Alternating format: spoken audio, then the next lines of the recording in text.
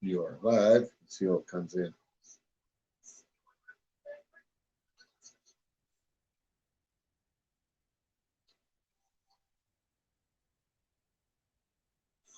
Share this out.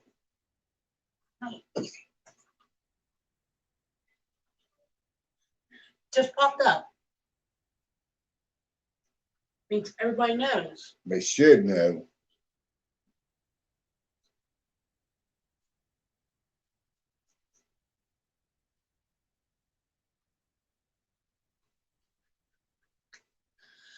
Yeah, there's a lot of people live though, but oh well.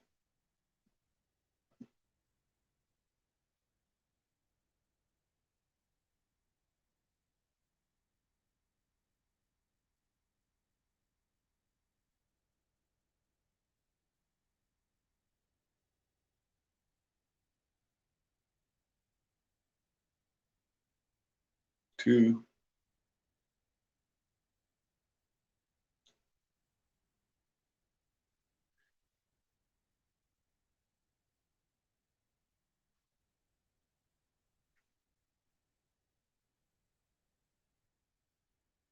One.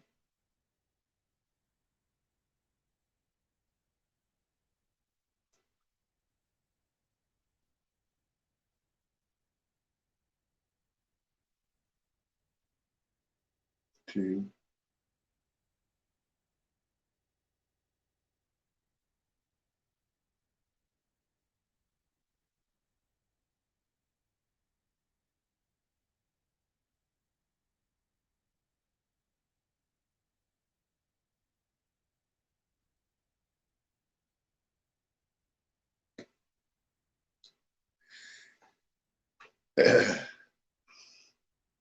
One.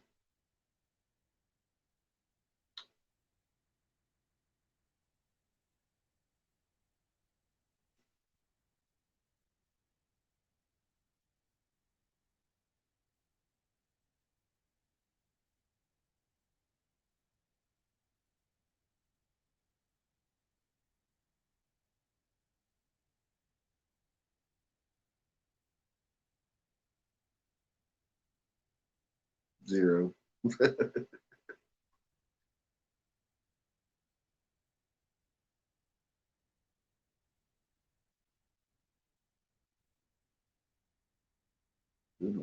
Hello.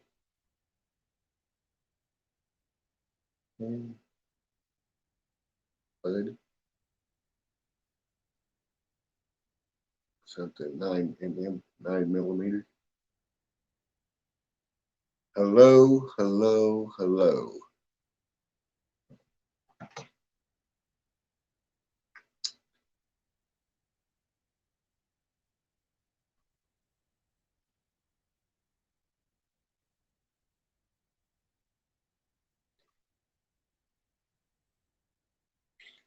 Hello there. I say hello there. He said, "Do anything, something good today?" I'm just going to see who all comes in, and I'll get this started.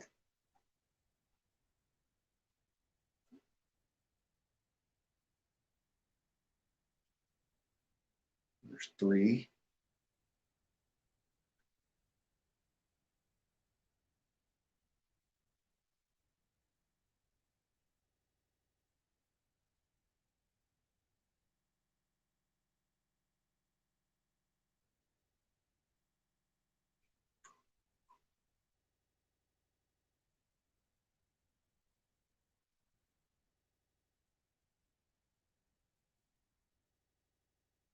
Let's get this party started.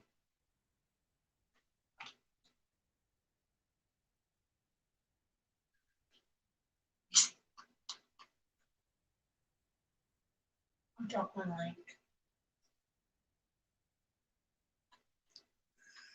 link. That's cool. There's three in the room. Let's see here.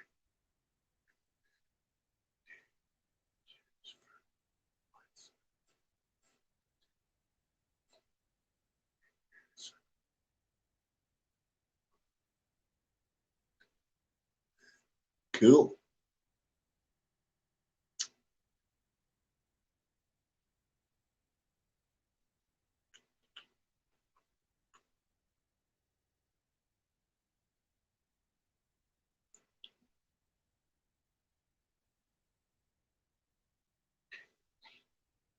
Lane, hi, what's up?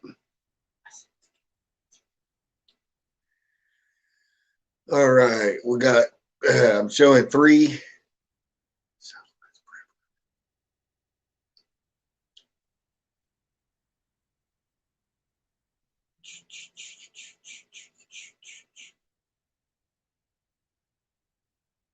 He says hi. I'm gonna wait till she all comes in, then I'll get this started. Shut up, my shadows. Right, and I'm sorry for the late. What's it? Help me out. Late start. Yeah, late start. Soon as I figure out how to figure this out when I go live, I'll do it. Post it a day ahead of time. Ooh, got 5 in the chat. Welcome. 4.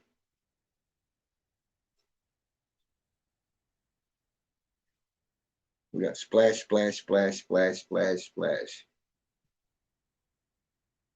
What's wax? Not wax, Wax and grass. wax and form. Yeah. Stop.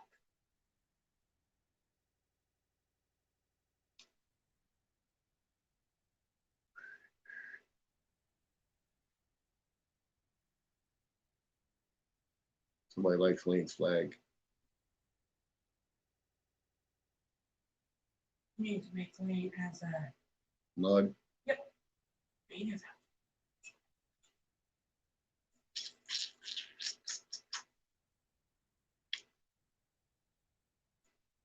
what candles are No. no chance. Huh? That one, that one, that one. Oh, good. I don't know. That one? It doesn't matter. Whatever. Whatever want to float your boat.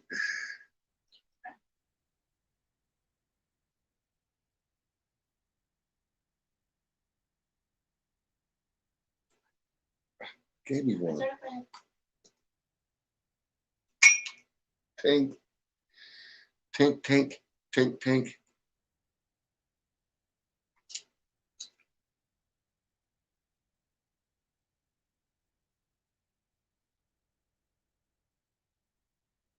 Man, there's got to be more than 4 in here.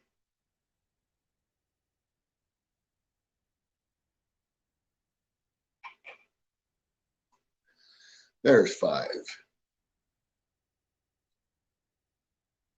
There we go.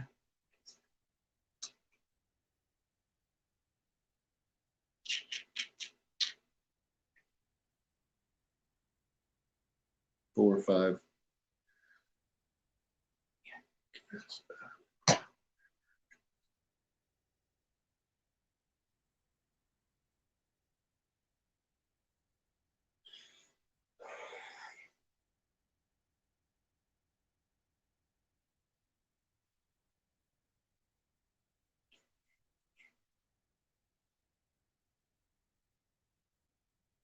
Oh, come on. I didn't want to team.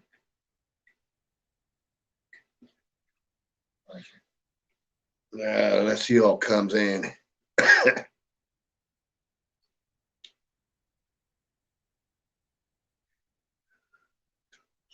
3. Come on. It's going to be a good subject.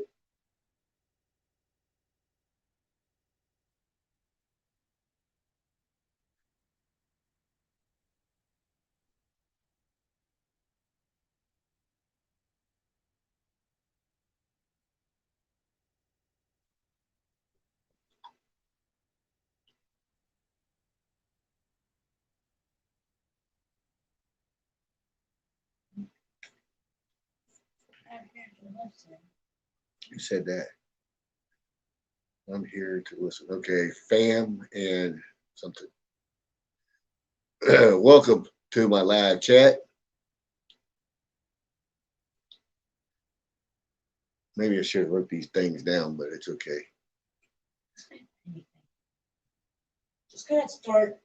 All right, I want to start talking here. I I'll send you this I ain't gonna repeat it, but so they can go back and watch.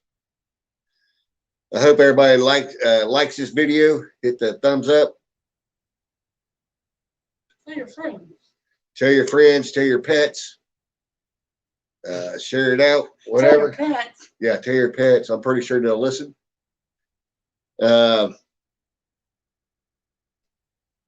Things are flying off the shelf again. Water. That'd be what? The first one. Thank you. Nope, that's what you need to do. I know I'm going to interrupt a little bit. Let them Okay. and ask them, what do you think what's coming off the shelves? Okay. And you tell them yes or no. A little different. Yeah. Okay.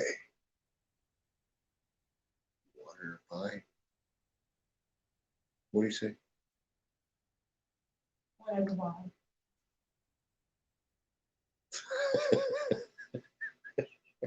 How rude. Okay. We're going to talk about some survival stuff here that you should have on hand. So. And you want to know what they think is coming off the shelf soon. Okay. I done said the first one, which is water. What do you think? Then what do y'all think is coming off the shelves next?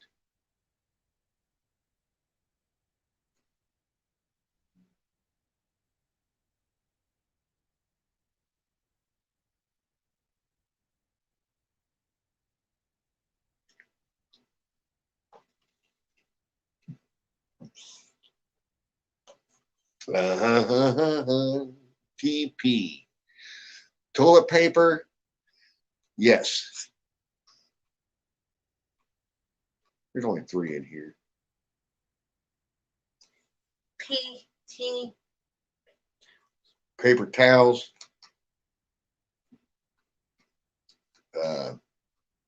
Just go ahead, tell them. Okay.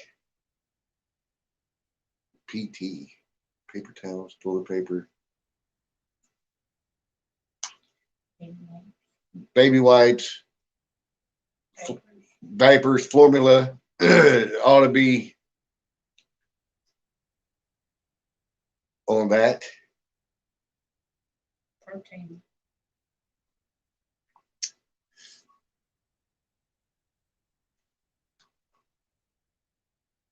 Man, I need more people in here. I've had some people so I know.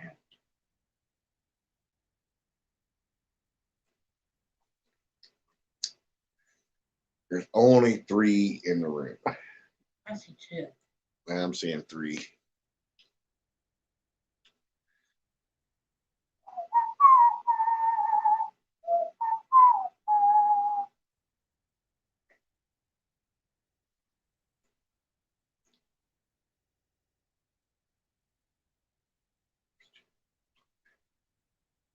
Can you use water hose to collect it?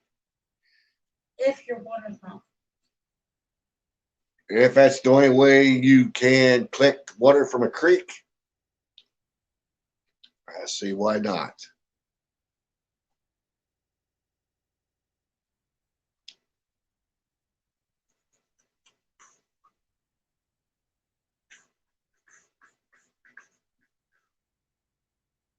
Or if you have a well. Unless you got a well, you don't have to go very far to get water.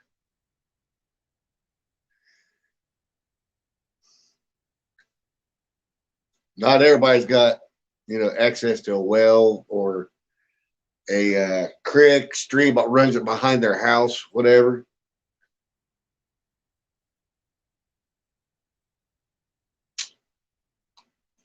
If you live in the country, If you usually live out in the country, that's usually well water.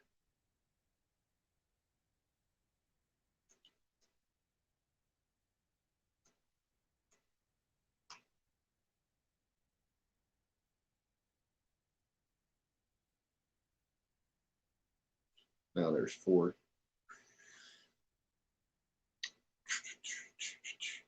what if your electric goes out and what can you use?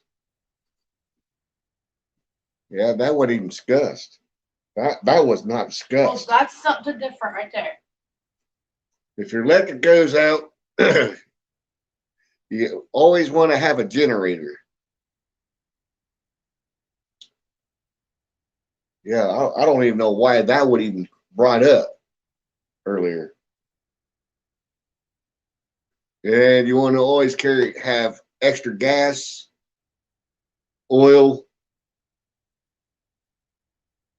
Yeah.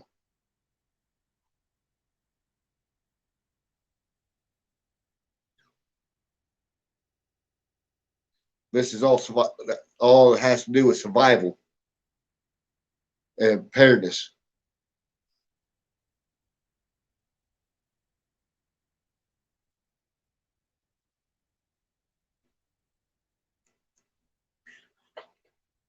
I just Oh, okay. Calm down. Send it to yes. right.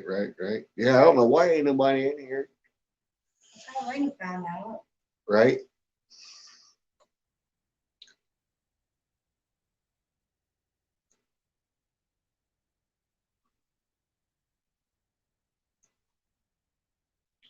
You should change that name to Country Boy. Right. There's something fishing outdoors. Hello, everyone. Hello. Reasons. Fishing outdoors. And we got farm and share this out, people. Get me out there. I don't think there's a whole lot of people know I'm live. And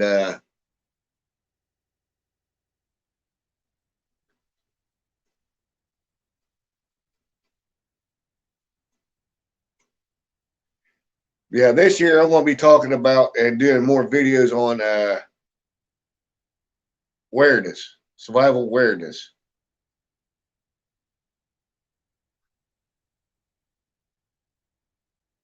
And if you have a blackout, have a drain laser. Yeah, same thing, you know. Your electric goes out. Yeah, when your electric goes out, make sure you always have a generator on hand. And extra water for your water goes out in the stove. And toilet paper. And paper towels. And Personal hygiene, soaps, dish soap. oh, question. What if you need wipes to wipe your face and stuff? You got to have that, and it's from any store. Well, we call that hobo washing. And that goes with personal hygiene. And asking what else you can have for hygiene. Everybody says try to stay warm, right? Yeah. Excuse me. And you always want matches, batteries. You can pick up.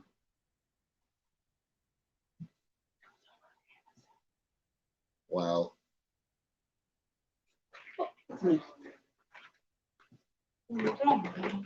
I'm doing good. Well, that's good. Everyone's doing good. Awesome.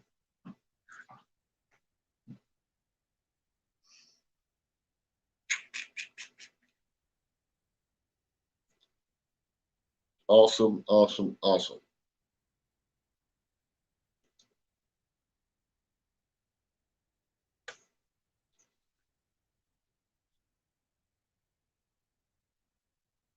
My.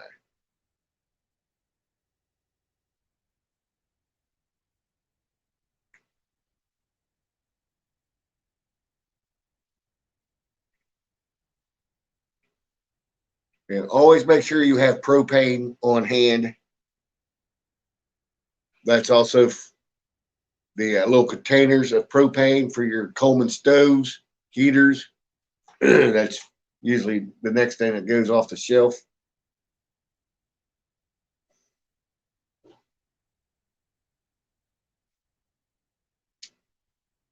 Spreading just sharing here.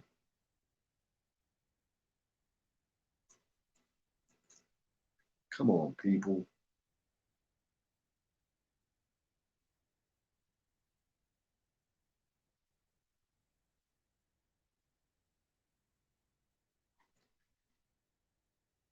So anybody else got any feedback on this?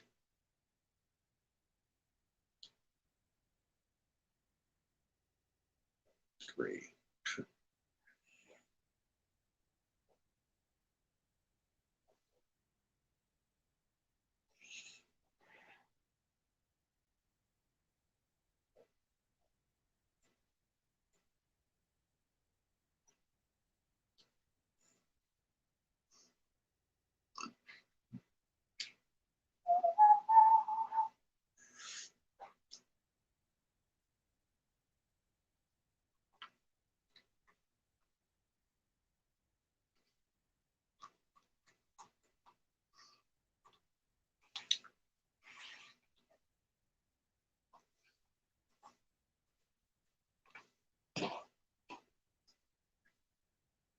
Come on, people.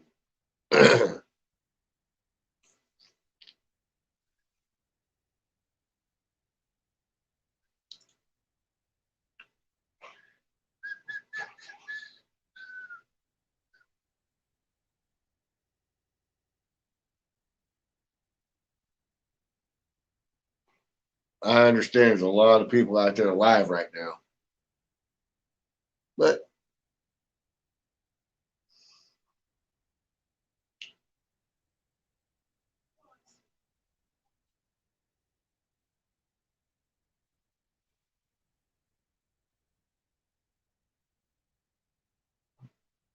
Oh, make sure you have all your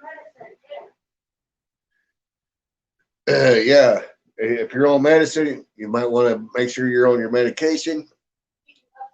Keep it stocked up.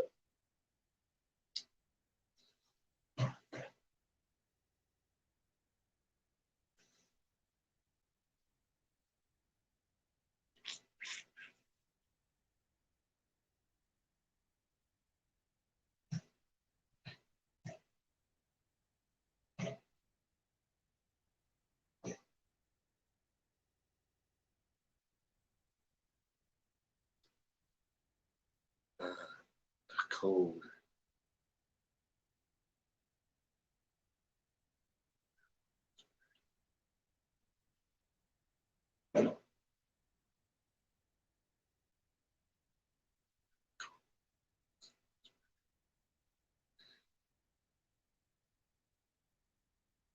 Yep.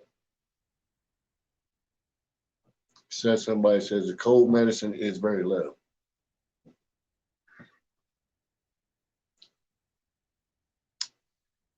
That farm and what? She says.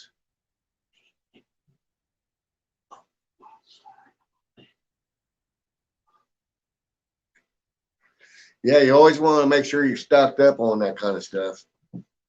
Of all different kind of stuff. Your cold medicine, your other remedies. I just said that here a I'm minute. talking about hygiene and medicine. Yeah, your soaps and everything. That goes with hygiene. They're dead.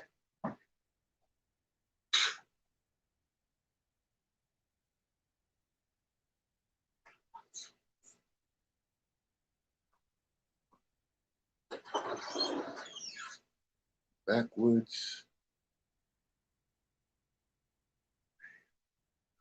Yep, everyone's okay here. Go ahead and set the alarm on that I will. truck.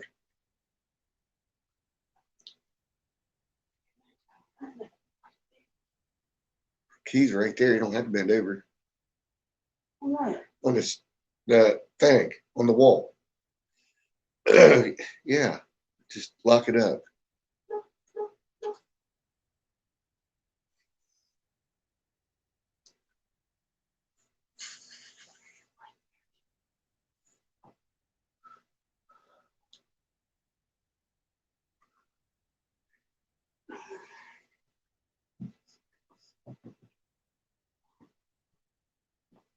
Hello, hello, everyone coming in.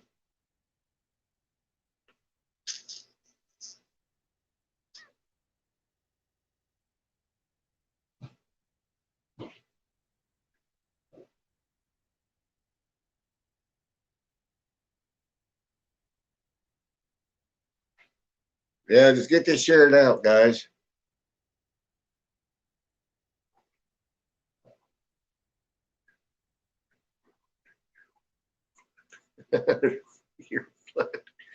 Wow. Flood.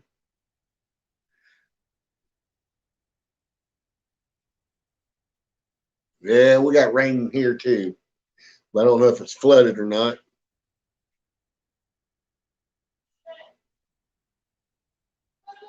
Yeah, hold on, guys. I'll be right back. I'll be right back.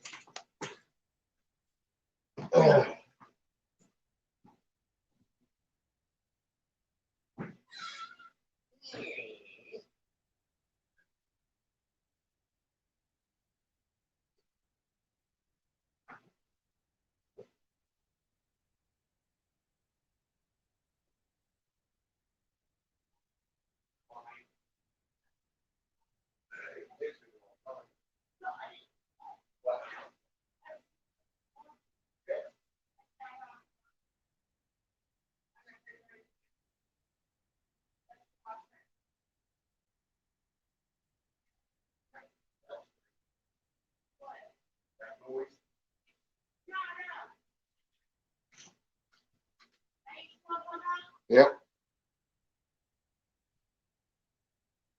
Okay, guys, I'm back. Flood. Okay, from the flood.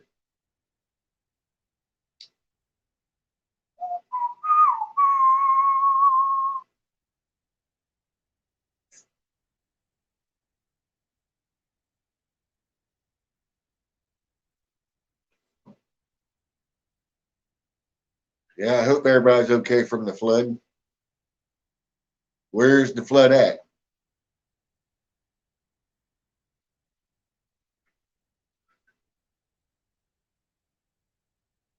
You got floodwaters?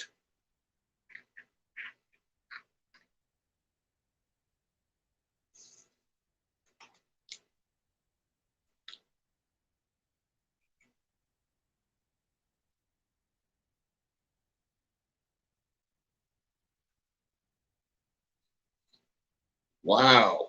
Washington State.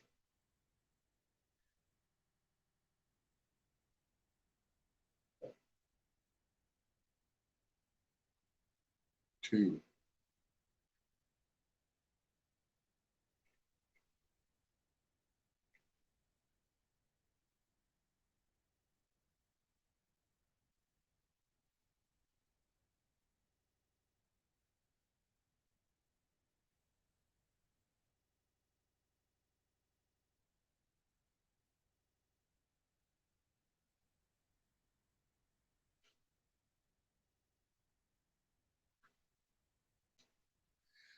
Oh man, 3 in the chat. Man, it just seems like I'm just sit here and talk to myself, you know what I mean?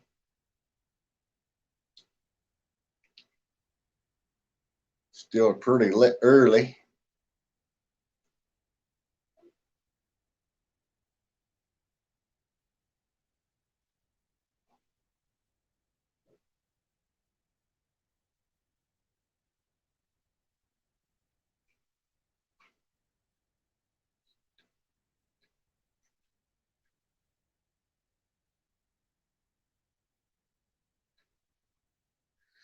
Huh. I haven't seen anything about Washington having floods. Let's I guess I'll check it out real quick.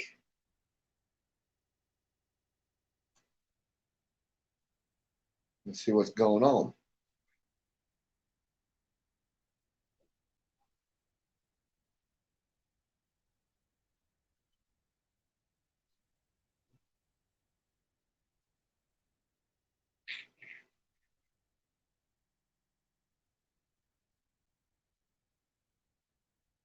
Check out the Weather Channel for you guys.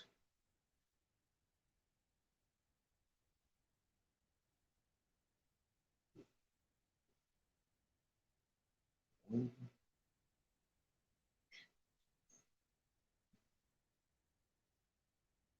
got Ford to Rue.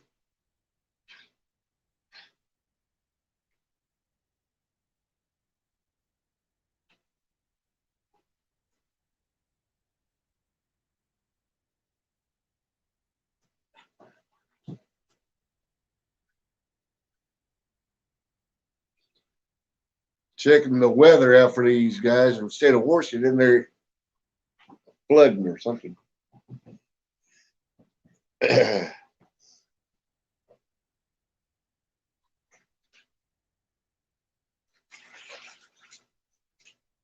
Down south outdoors. Hello.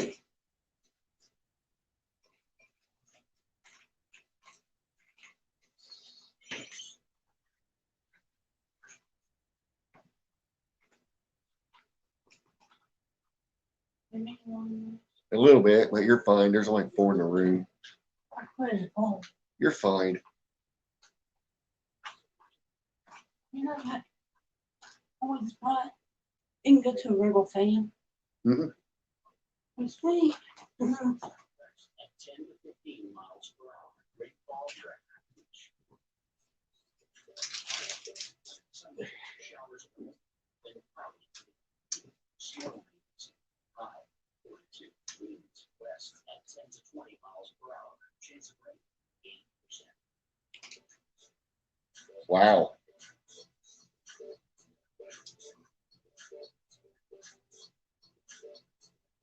We got rain coming here.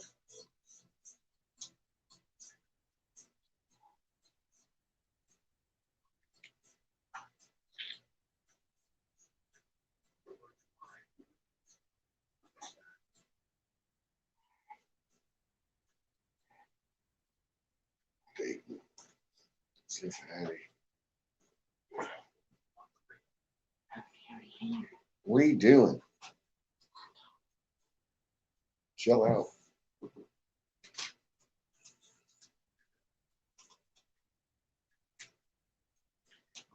I'm just trying to get it. Right.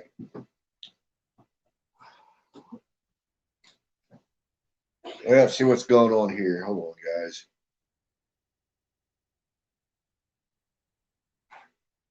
See what's CNN.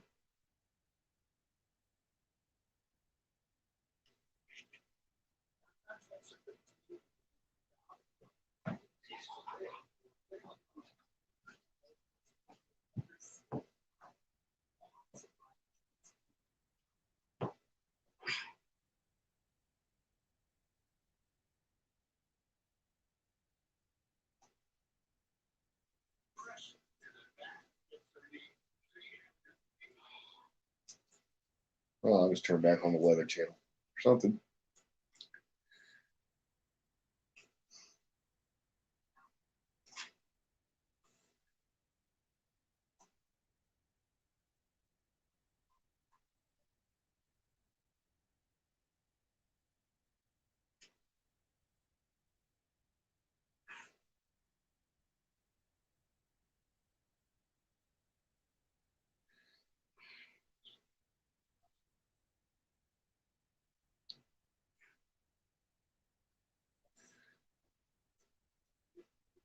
Green Outdoors, what's up?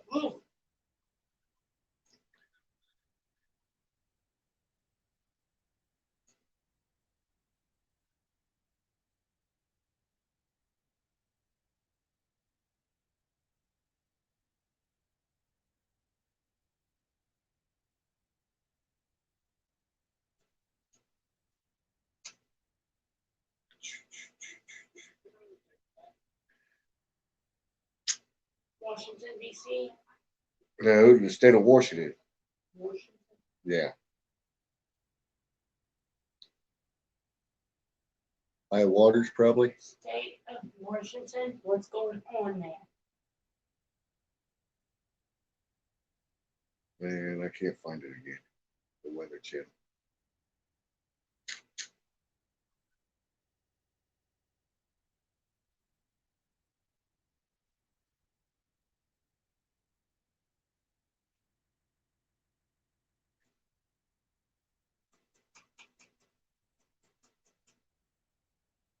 Oh, there's 5 in the room. Hello, everyone. Yep, they got flood.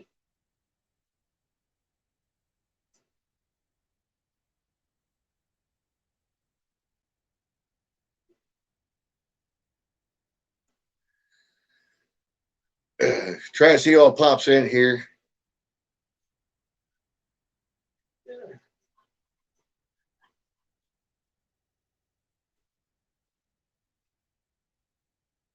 Oh, people come, people go, I guess.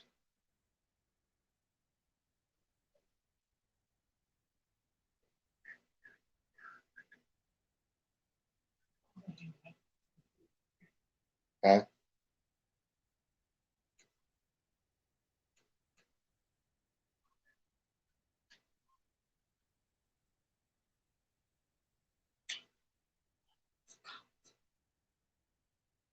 It's always got to be. What's that? Who? Come to my live stream. Listen, what's that? My live stream.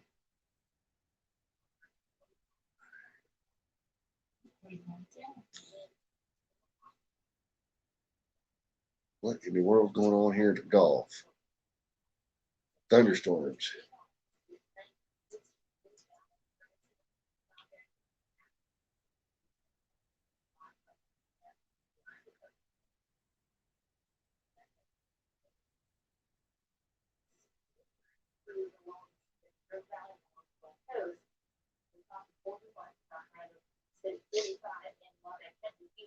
And we're back in the 60s, upper 60s with the showers yet again around. So for the next round, you can see that hot line starts to go south, where the showers, thunderstorms there to Arkansas, Louisiana, Tennessee. Get ready. There's going to be a lot of rain that's going to spill on the ground. So that's stop issues for us. 3. Come on, people. It does provide hearing behind it, so better storm comes will come.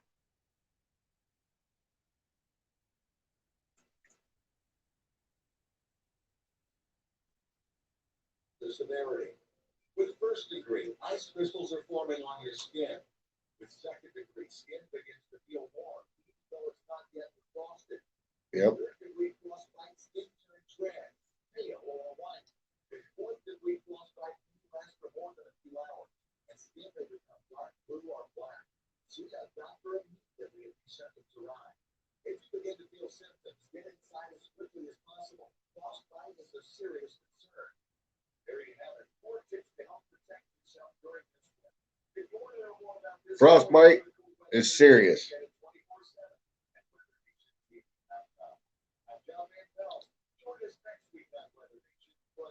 Weather Nation.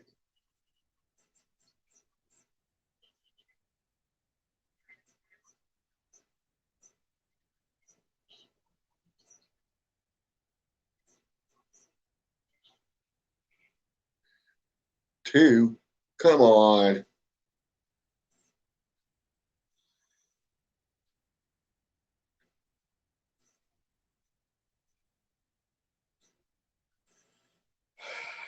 This is the worst live stream yet.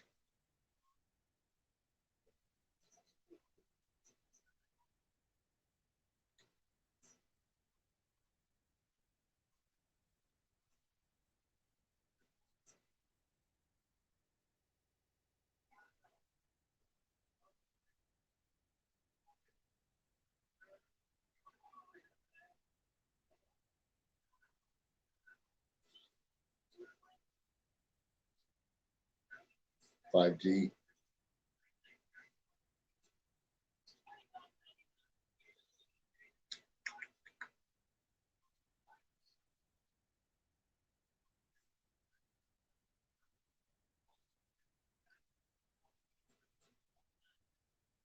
Can everybody hear me pretty good, or it's just?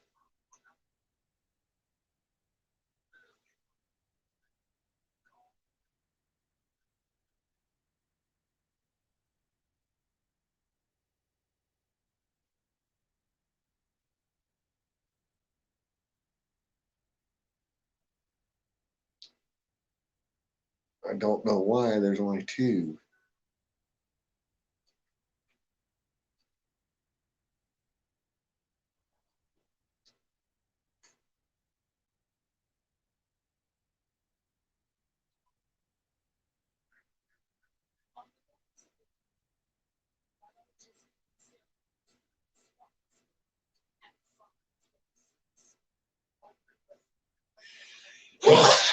Bless you.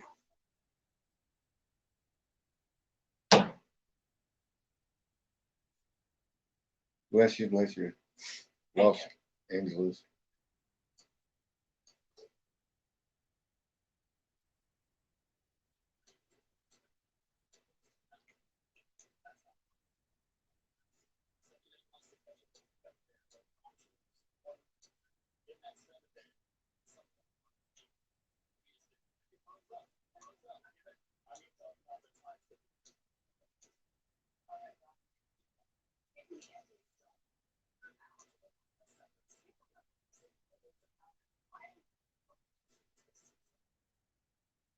Whatever.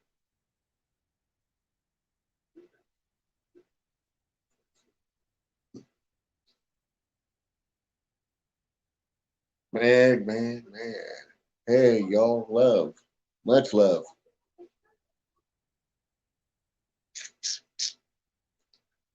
Four.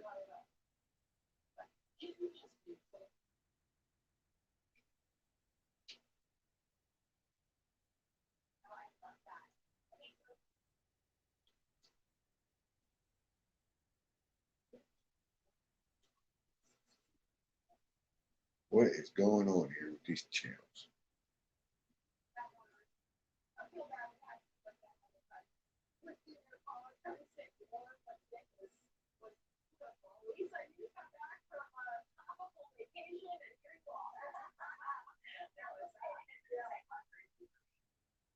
Wow.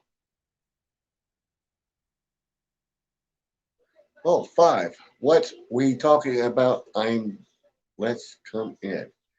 Okay, well, I was talking about survival stuff, but everybody left. So I'm just going to see who all pops back in here.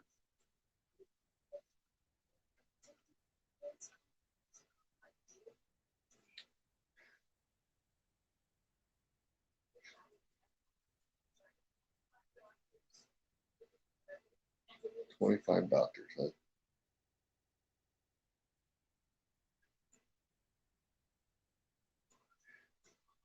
Yeah, that's what I heard. Oh, wow.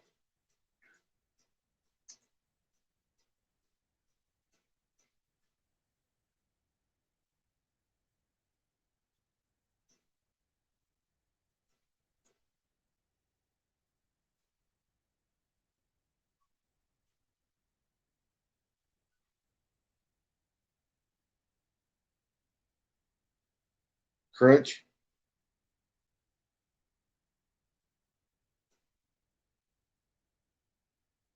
Six now. Cool. Let's get this live started.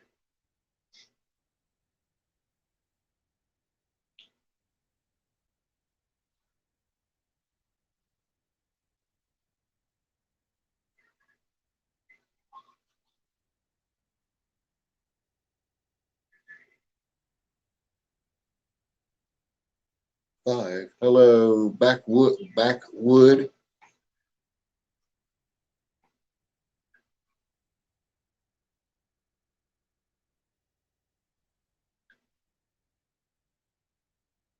Four. See, this is what I'm talking about. You know, people come and go. So we'll just sit here. See who comes in. I'll just sit here and look pretty.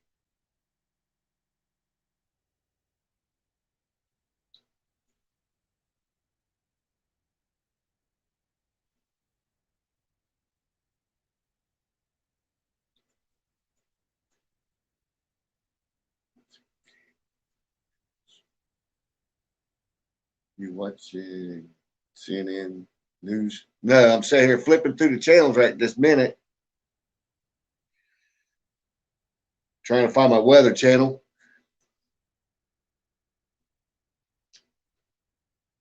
Let's see if we got any, see what the storm is like on the Washington flood.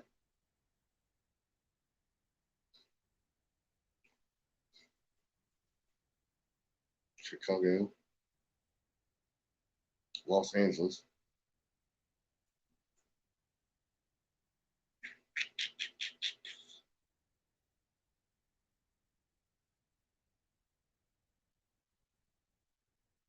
CR, what is up, brother?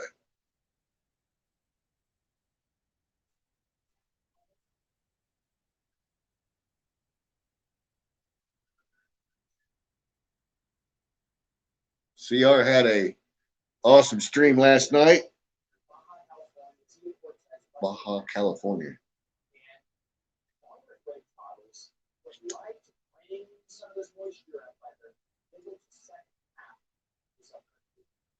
Wednesday morning, just in El Paso and something on the longer term. Outside of that, it is quiet. We got 6 in the chat. Hello, hello. We will be down to single digits in spots. On this snow already wrapping up, there could be a few fresh 16 votes ranks, 15 price, 17 votes field. That says rebound slowly in the next couple of days. They stay steady or slowly rise. CR said hello.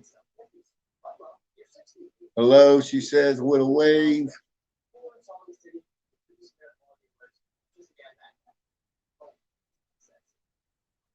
Low haze. Ooh, got 8. Cool.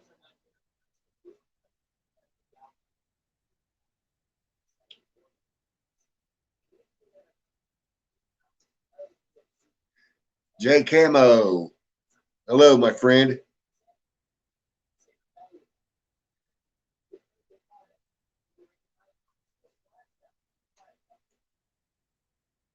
Hope everybody's doing good.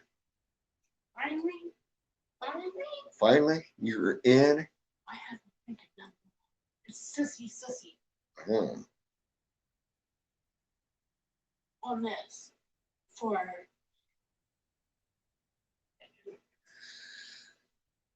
CR. Hello.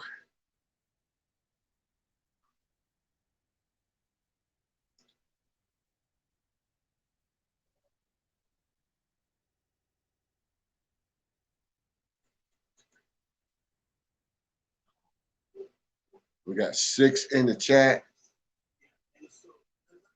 TYT. Had 8. 7.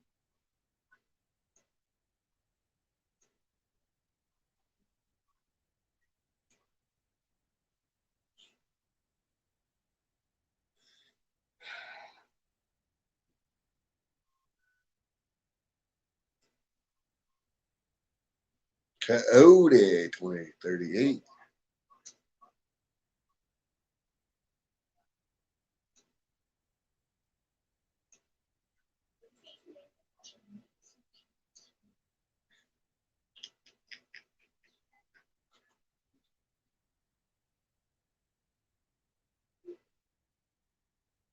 Wow, 12 o'clock.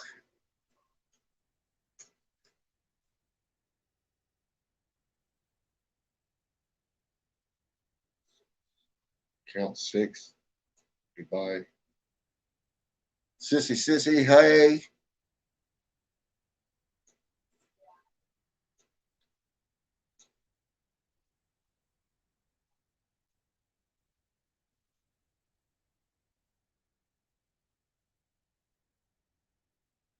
Seven in the room.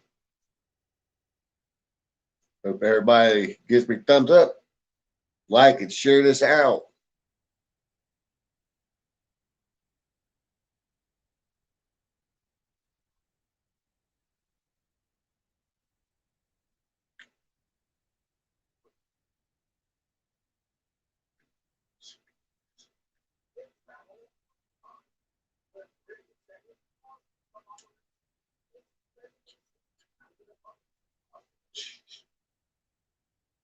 4.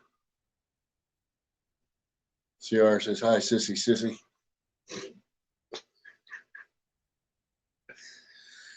CR, what's up?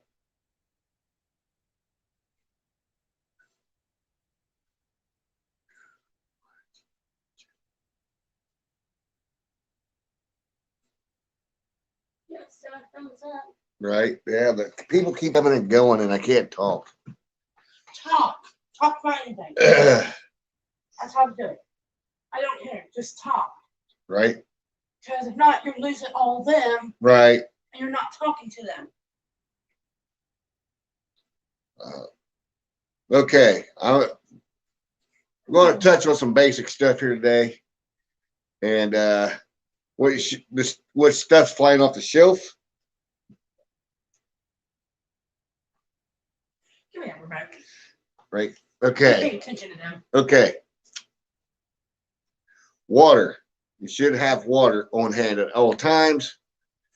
Maybe a water filter, something that you can treat your water with.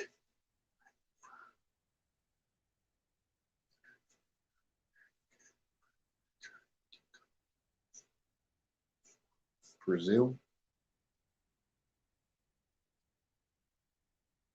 JKMO is from. I made something for you. Survival LT for your channel. You said CR? Yeah. Sweet CR. Awesome, brother. Water and water filter. You know, something you can water filter your water through to purify it and boiling it.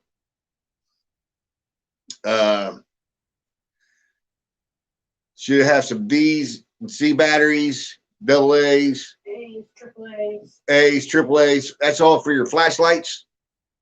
D's, That's just what I just said. A's, B's, C's. Maybe some A's and B's and C's. I don't know what she's talking about, but They have some C batteries out there. well, that's why I said your C's and D batteries and your A's, your triple A's, your single A's, and candles for emergency candles for lighting. Let's have a. I'm just talking random stuff right now. You have toilet paper on hand, paper towels, wipes, which and personal hygiene, laundry detergent, soaps, dish soap. That goes on with personal hygiene. Bleach. You can use 6 drops to a gallon. Purify water with that.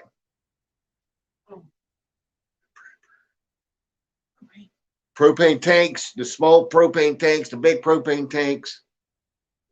You always should have that on hand. Stove. Your cook stove. The big. Hold on, I'm trying to. Good, right? Good night.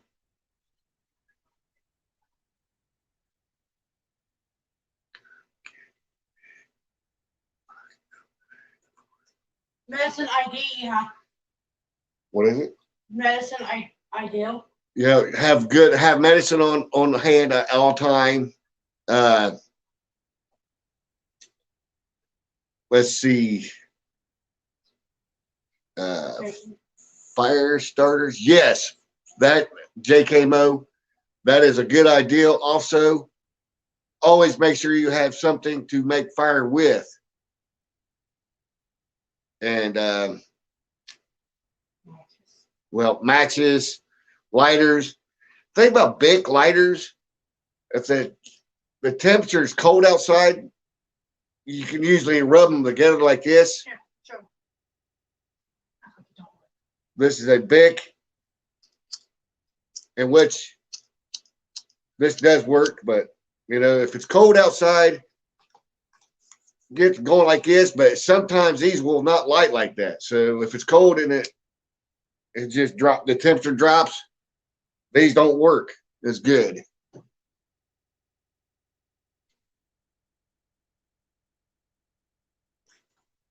What?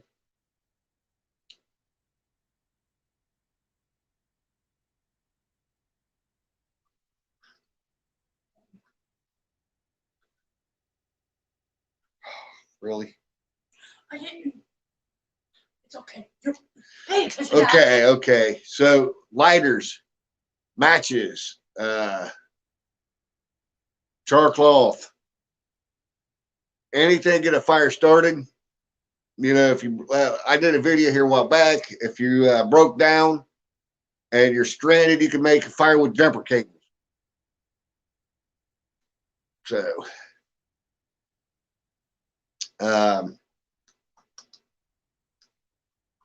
always make sure you always have some extra gas on hand with you. Propane. Yeah, your propane tanks. I did say that. Your Kerosene. your propane stoves, or make sure you might have just a little bit of kerosene on hand. Also for your kerosene heaters. Let's see. Anything to stay warm. So I'm just basically going through a list of stuff you should have on hand. If anybody has ideas, throw out there. And if you got an idea, throw it out there. Throw it in the chat. Make good killing. Knives. Make sure you always have extra wood on hand to get a fire going. Nice. What? Yes, a good stove, exactly, or a good knife. Ice coolers. Huh? Ice coolers. Ice coolers. Ice. Now, if you're for your snow, you just can't eat that stuff because it'll lower your fat wood. Yes, fat woods, blankets, something to stay warm. Let's get ready to say. Oh, your water. If you're stranded out in the wilderness and there's snow on the ground, you can't just eat that stuff because a good sleeping bag, yes. You talk about smell. And JKMO, I was talking about sleeping bags. Mm-hmm. And it's talking about snow, but you always want to boil that, melt it down so you can drink it in something. So your container, something like that. So tarps, yes, tarps will get you out of the element. There's California. Hello. Yeah. Tarps, a tent, anything will get you out of the element. So you always want to keep that on hand. And warmers. Keep thermo socks, wool socks, wool gloves, money, MANY. Is that money? That's a good one. I've never thought, having put some money back.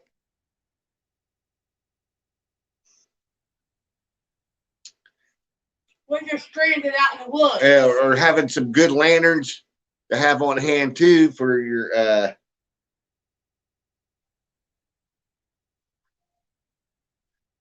dying in the room. So Yeah, you got nine people watching. Yeah. 8 thumbs up. So tarps, tents, sleeping bags, Oh, got somebody in the thing here. Hold on. CR. Boom! CR's in the house with Survival LT once again. Right on, brother. I have a surprise for you, but that can wait for a moment. Okay. Yeah. I mean, I was just talking about this last night. Yeah, everybody's been But talking about it winter lately. related more, a little bit more winter related snow. It is January.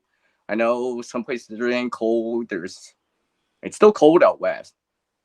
Yes. I And think you know, right now, since it's winter time, unless you're living in Florida or in the tropical area, it's probably cool or cold where you are. right. So I think shelter, you know, clothing, cover, those kind of things are important. Because you know, because I mean, if it's minus 20 Fahrenheit out, I mean, you're not gonna last long without good shelter. Right. It doesn't matter if you have, you know, water and food. Not even Right. freeze. Shelter and fire.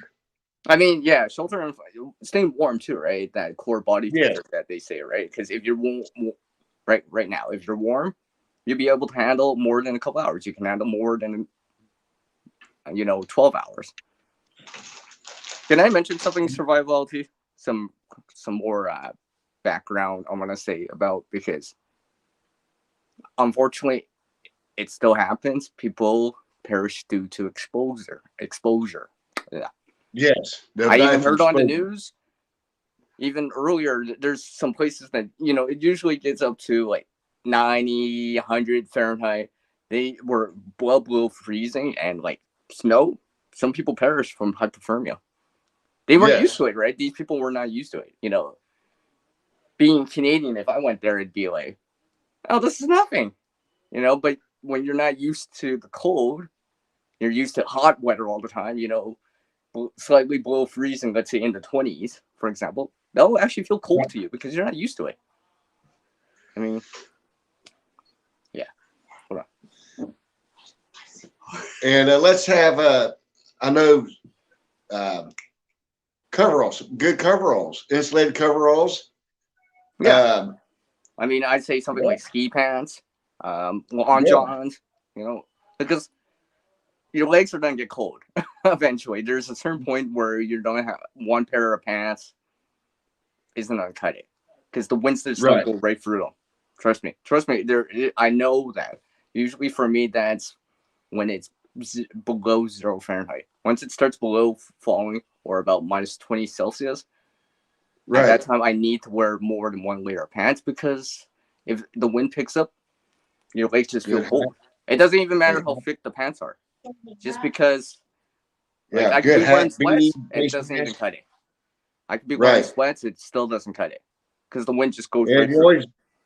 You always want to protect your eyes too. Make sure you have a pair of sunglasses with you from the glare off the snow.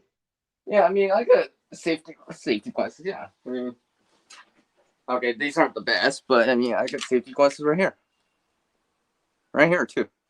I wear glasses, but the thing is, I don't want to damage my real glasses. Wear sunglasses or something from the, right. I don't want to damage my real glasses. Because if I don't, right, if I'm not wearing glasses, I'm not seeing. It dramatically reduces my effectiveness. Because I can't see what I'm doing, right? I can't see far enough out, right? Right. I'll be like, hey, survivality, pass me those binoculars. I don't have my glasses. Right. You can also take. It would come to that. I know it would. I'd be like, if I don't have glasses, I would have to be using binoculars or something. You can also take your. With binoculars, I'd be like. You can also take your ashes from the fire, wet them down, and put them underneath your eye. That glare. I know, it's the same reason why football players do that. For example, they do that kind of thing. So yeah, you know, you can what's that called? Where they use like for snow blindness, like usually it reduces the amount of light that comes in. Like you can get them from cardboard and stuff like that. So pretty much. I want to mention that because it is wintertime for most of us. Most of us, unless you live really down south more, there you've seen snow or it's cold one way or another. Yeah, we get chilly temperatures here, but it's nothing.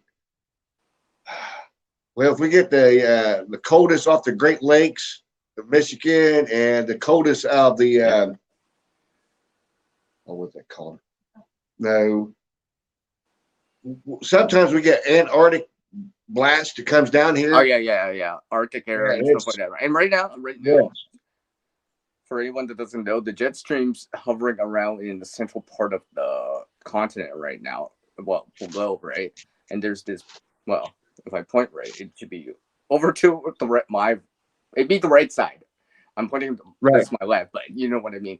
In the Hudson's Bay area, and there's Arctic flow of air that's just settling right down through central Canada right now.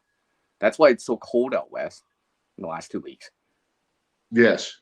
So yeah, I always pay attention to that because that's usually the determining factor. Yeah. See, when I was in high school, we had weather coming from the west, which cold air, snow. Then we had a hurricane on the East Coast. Now that collided with everything else that was going on. Cold air, Arctic air coming down from Canada down here. So that all collided and it made our temperature -0. Yeah. I mean, that was really, really cold. Yeah, and remember when you get usually where the jet stream is, when you get the collide of cold, dry air with the moist, warm air, what do you get? Precipitation of some sort, usually snow. Yeah. So I always pay attention to that because, usually it falls along that. There's those cold fronts or those precipitation, those clouds kind of follows that. Yes. Survivability, do you know this person that just wrote in the chat at the bottom? Guys, that looks like spam. I don't know who they are. I get people come and go, so I know J Camo. I think I should. I'll remove the comment mainly because that looks like spam. Yeah, exactly. Lose your glasses. I mean, I get spare glasses. They're older, so obviously the 20/20 kind of vision's not going to be clear, crystal clear, but I'll at least be able to see without using binoculars or coming closer to it, right? That's why I always say if you wear glasses, the spare ones, if your prescription hasn't changed dramatically, keep the old ones just in case, right? Maybe put them in your go bag for the time being. Because the thing is, I've seen that I've seen this. I've been on a trip before. It was overseas and stuff like that. This lady had an accident. Something happened. She lost her glasses, right? And we were like, oh man, it's gonna be a hard time trying to get new glasses, prescription, all that stuff. She's like, oh, I have spare glasses. She said, I have spare glasses at the hotel. I'm like, oh, good. Right. Because that's right. I mean, like that's a prime example right there where I'm just like, yeah. And anyone that wears glasses, right? Anyone that wears glasses and stuff like that. I got glasses, got the 10 on them, so. I mean, I remember seeing someone wear their tinted sunglasses because their prescription tinted sunglasses because their normal glasses broke or whatever. Right. Like, okay, well, whatever. I'm not done judge. You wear glasses, you gotta wear glasses. I'd rather you see what you're doing, and that's all right. Better to be able to see what you're doing. Yes. Because if you can't see what you're doing, I mean, far away. Well, let's just say you're. I guess that would be close, nearsighted. Yeah. Yep. Because it's all the opposite. Yeah. So if you can't see far, well, you can't see anything in the distance. You can't drive. It's gonna be hard, right? And vice versa, if you're farsighted and can see up close, well, you want to be using a magnifying glass the whole time, or something to read something. Read some instructional manual or something like that, or like you're reading a survival book, like the SSA or something like that, and trying to get some knowledge during the situation, or reading something on your phone because there's instructions on what to do. Yep. This is the warning. This is where it is, right? Okay, so let's see here. What else? I mean, survival, in my opinion, it varies depending where you are, right? Honestly, Exactly. it varies depending where you are. Always consider what's for your own area and stuff like that. If it snows, snow. Okay, Yeah. think of snow and cold. Hurricanes, flooding. Maybe consider waterproofing more things, right? For me, shelter is more important than fire and heat, right? Just because right now, because if anything, I'm not as worried about the water.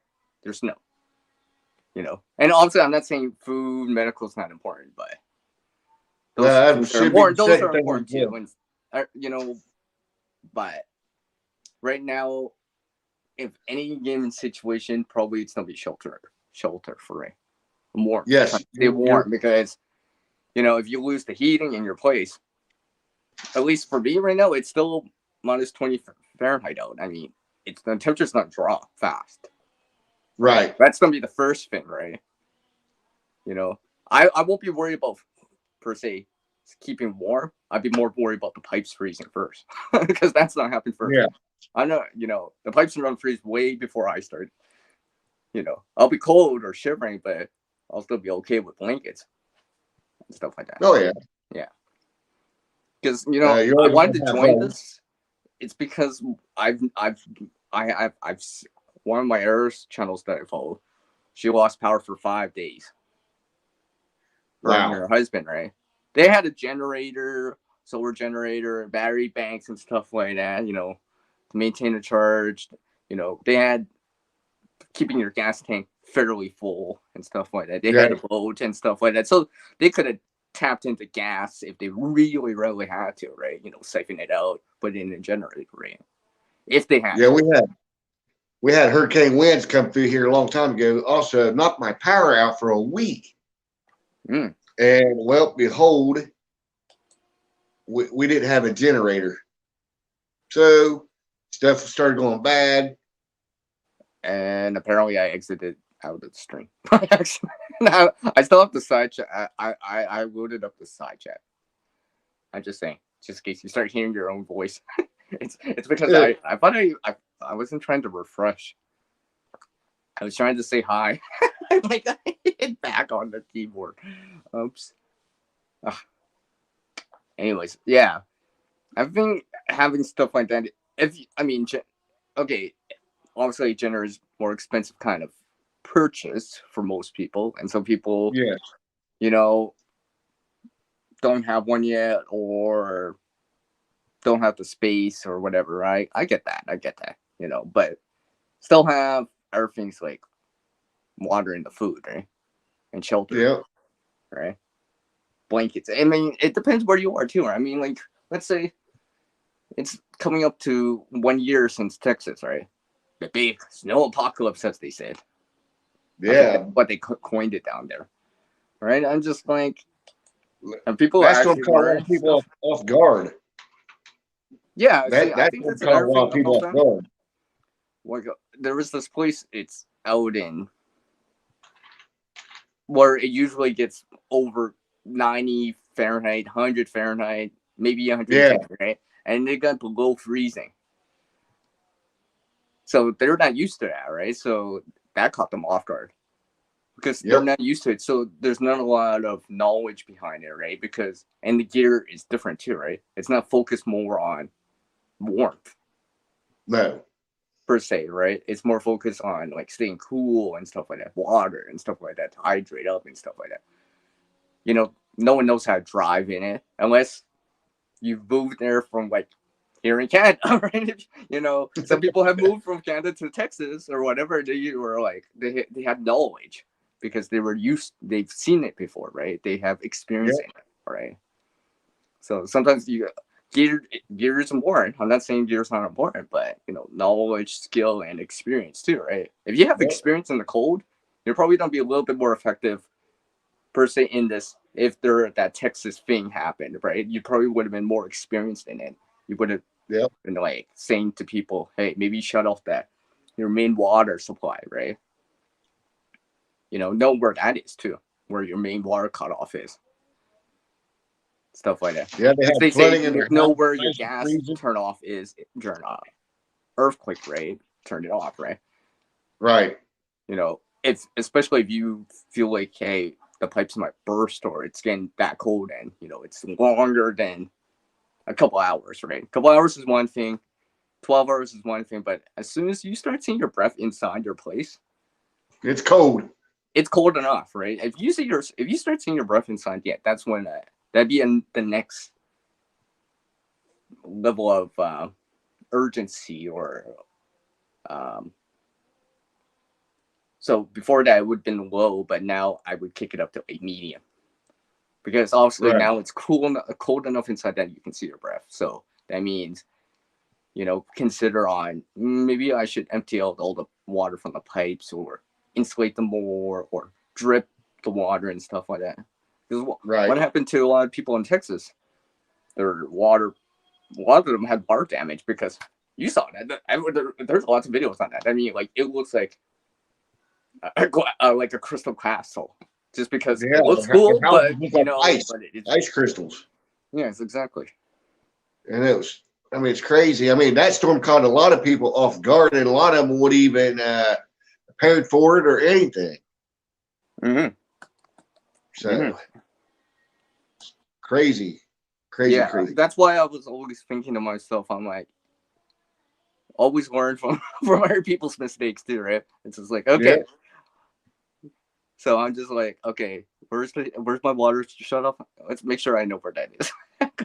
Because some people didn't do that, and they left, right? They evacuated out, bugged out, or whatever, right? Went to a safer location, right? Yeah, I've seen videos like that and stuff like that, and they had the sense of okay, water and food is important, but it'd be also nice to know that, hey, I shut off the water on the main water supply, so when I come back and emptied all the water before I left, so when I come back, I'm not gonna be like, right. When did I get a crystal glass house? Because you gave it some you were proactive, some forethought beforehand, right? So and not in hindsight. You don't want to be in hindsight. I should have shut off the water before I left. Frontier survival. What's up, Frontier? What's up, man? Because I was talking about this on my last stream, kind of similar things, more winter related, but I know this is survival stuff, so I'm trying to stay kind of more general, but kind of it is winter. I mean, it is winter. I mean, I think I even heard that it might get kind of close down to like the freezing point later in Texas again. So obviously that's just a prediction right now, obviously, right? But so I mean, we've already seen stuff happen. So I mean, if it happened once, it still can happen again. That's right. So I'm always thinking to myself, let's just be proactive. I think everybody should be more prepared and watch its surroundings. The best you can. Yeah. With what you got, right? I mean, like, gear takes time or money to acquire it. Now, skills is one thing that it helps when you have gear to practice with, right? You can't practice a ferro rod if you don't have a ferro rod. You can't build up that skill if you don't actually have one to practice with, right? If your friend gives you one or whatever, or lends you one to practice during a camp out, that's cool and all, but it'd be nice to actually have your own ferrocerium rod where you could try that out. Yep. Maybe in terms of the fire stuff, maybe it's like this dead lighter, right? Right. Look, there's no fuel in there. I can just practice and be like, okay, let's practice that fire making stuff with a dead lighter, okay. You can hit that. Process the material, right? Maybe it's that dryer lint. Yes, I got dryer lint. Processing the material. As a great teacher said to me once, the secret to fire is surface area. What?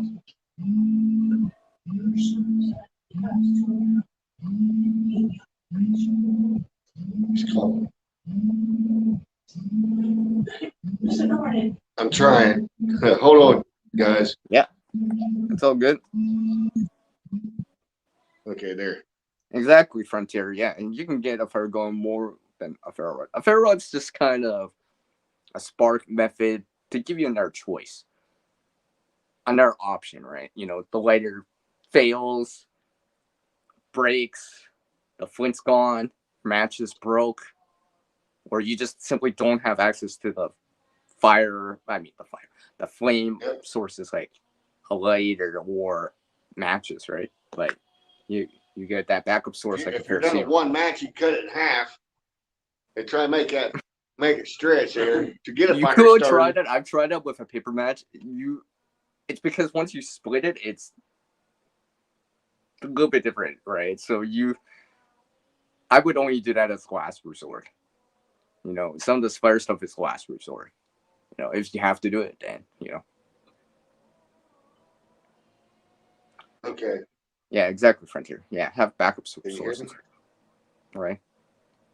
I guess I'm gonna be talking about less on the creative stuff and more about the redundancy stuff right now. Again, and the thing is, remember, to go always thinking all of it, right? So not just fire, fire's cool and all of it, but maybe something like sleeping bags too, right? Sleeping bags, shelter, right? Shelter's passive. Fire is an Yes. active thing you have to actively do, right? Maintain it and stuff like that because it consumes fuel and stuff like that, right? So you gotta maintain that actively. Let's say if you're in a car, whatever. Well, I light a candle. Well, now I gotta actively make sure I don't suffocate or have CO poisoning because from the lack of oxygen. You For can take example, that but if you car, got a take sleeping that. bag, a sleeping is passive and it keeps working for you, right? But the only thing about shelter, usually it doesn't dry you out like heat sources like fire can. Right. You take your roof off inside your vehicle, cut that down to where it just warms up the front half until you're out of gas, whatever, and then it's what 72 hours is the longest. If you ain't found in 3 days, then it's time to move away. Yes. That vehicle is replaceable, but your life is not. Yeah, I mean, what some other people like Wes Stroud would say is don't be squeamish with your gear, right? Especially if it's that really serious, you got to start bringing your A game, right? I'm not saying strip the seats on the first 5 minutes, right? I'm not saying that, but if it's like day 3, day 4, maybe start considering, right? Consider what you can do, right? I'm not saying doing it in the first 5 minutes, right? But I'm just saying, like, consider that last resort. It'd be a last resort kind of thing, right? Take that spare tire you got, poke a hole in it, let all the air out of it, throw that on a fire, so maybe if they absolutely can see necessary, you. right? If that, I Because think I want to say, like, if you are more proactive and give it more forethought and prepare in advance, you won't need to resort to those more extreme methods of survival related ideas, right? That's the idea, right? So I don't have to do that. I know of it, right? I've never burnt a tire for black smoke, but I know it's possible, right? I know it's possible. I've But heard them. I don't want to do that if I don't have to either, right? Because, I A lot of would black actually smoke. carry A an lot of actual black lighter, smoke. kerosene rods, matches, maybe some fire starter, and the knowledge to back that up too, right? Cutting tools to make fender sticks, knowing the knowledge of your area, what things are available. Let's say pine, for example, so pine sap, Right. that wood, lighter or not, all of that stuff. For me, I'd be like, okay, pine trees. Is there any sap, right? Because I've seen here in Canada, there's this reenactment type of show that I used to watch, and I still watch it. But one of the stories was about a Canadian father and daughter. She was younger at that time, right? They had a later. Even with that, it was exposures that still got to them. They made it. Don't get me wrong. They made it out, but they even had a later. But as one thing I was just thinking is like another the thing. knowledge of pine sap could have been important. Knowing that Another thing. Using pine sap to melt, extend Right. that flame a little bit more, hopefully get it hot enough, would it help them to warm them back up? So Another they didn't thing have you to. could use too is Sorry. another thing you could use too is a flare gun. Yeah. But who carries a flare gun with them all the time? You know what I'm saying? Yeah, exactly right. It's good. The knowledge of knowing it, or even the experience of doing it, is one thing, but who actually does that all the time, or actually has that with them all the time?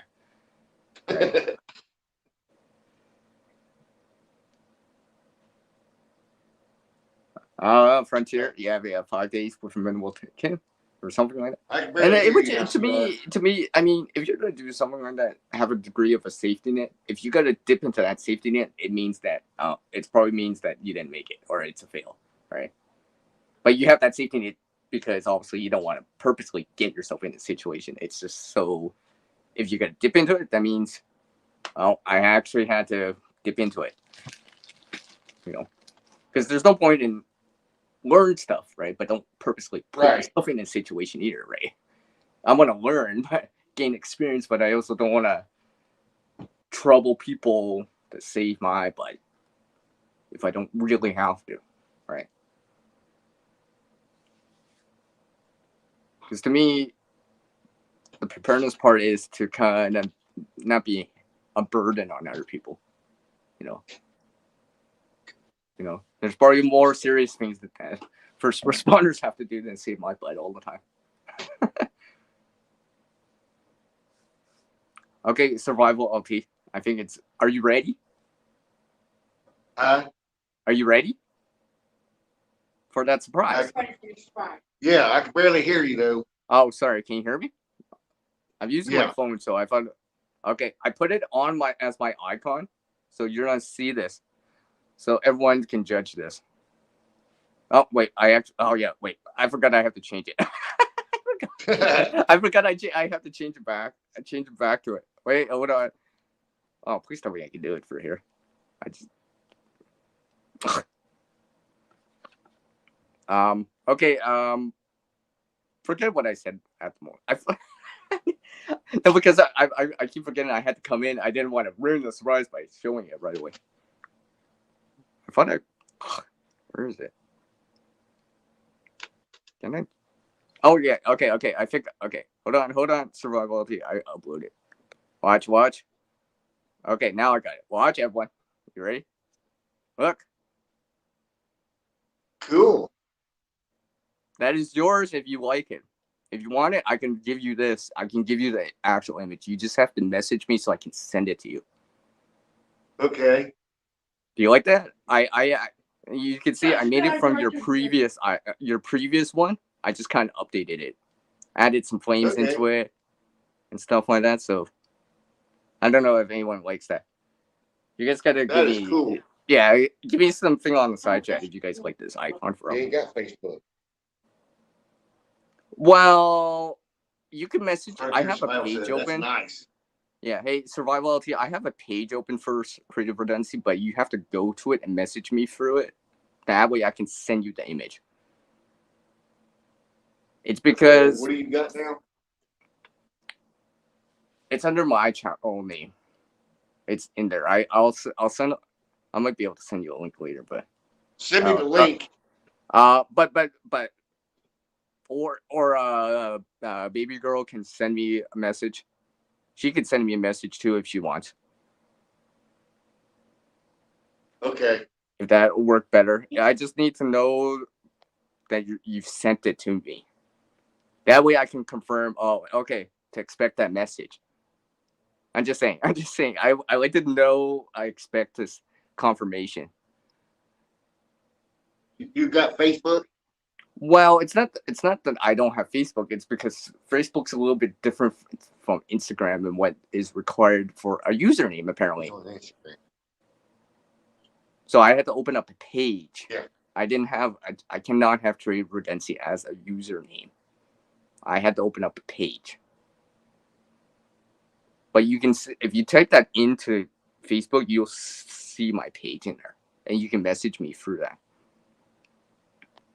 And apparently, I forgot how to change this thing. Oh yeah, it's right there. Well, at least now I know what I'm doing here. That is cool. Yeah, it would be awesome if I can actually change it back. I'm advertising for Survival LT for like the next like 20 minutes here. Okay, done. Did I not? Really? Really? I'm trying to change it back. Come on, change Uh-oh. back. Or do I have to? Oh, there we go. There's your back now. Yeah, there we go. Okay, I'm back. Jeez. Okay, anyways. I appreciate that, everyone. Cool. Ain't got Instagram? Yeah. I made that originally I actually made this twice now for you, technically. Because I actually lost that data. Because I had issues with my laptop. So I remade it for you.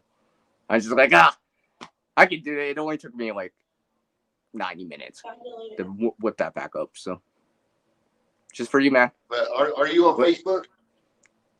Like I said, I have a page open for the channel. You just have to type my username in. You just have to type it into the search and you'll find me in there. I know there's a page. It's because I'm on my phone right now and I just don't have the link readily available. Or else I would. Yeah. Okay. You go Instagram. Instagram? Okay. Tell her just to message me on Instagram and I'll make sure I'll keep my eyes open for it. Like I'll open up Instagram right now. So just message me for that and I can send that image through. And see, remember what I said about the survival part? And I know people were saying about backups, right? Having backups? Yeah. I'm making sure I'm backing up this image before. So I don't do that. No, because literally survival LT, I wasn't expecting that. Literally, I just made it the night before and I lost the data the next day. I was just like, Wow. Really? But it's a learning thing, right? So I always it's just like what I say about gear, right? It's nice to have gear and all that stuff, but who are you and what can you do without it or without the best gear? I know people say, "Oh, I like to have my fixed blade and all this stuff." That's nice when you have it, right? But who are you without it still, right? Sometimes Right. in a survival situation, sometimes it's you lose half of it or something like that, or that backpack you have, if that's the only thing you got, and it came off of you when you tumbled down the hill, and it's down at the bottom, Right. you can't get access to it. You still have your knowledge, skill, and experience. Maybe stuff you have on your, let's say, a paracord bracelet. Maybe you were smart enough to layer something on as a vest or something like that. Because like these river crossings or kayak type of things too, right? A lot of those people have stuff in their canoes or kayaks, but they also have stuff on person, right? So if the canoe's gone with the stuff, they still got stuff on vest, for example, right? Because it could be as simple as pocket knife, contractor bank, right? Some spare ferro rod. Maybe you got zippers that have little ferro rods on them. That's part of the preparedness, right? Because to me, that's more. Because, basically, even for me, I carry a bag too, but I carry things on me too. Because sometimes, just the nature of survivalism is like you're not always gonna have everything with you all the time, but you might at least have your clothes on you, right?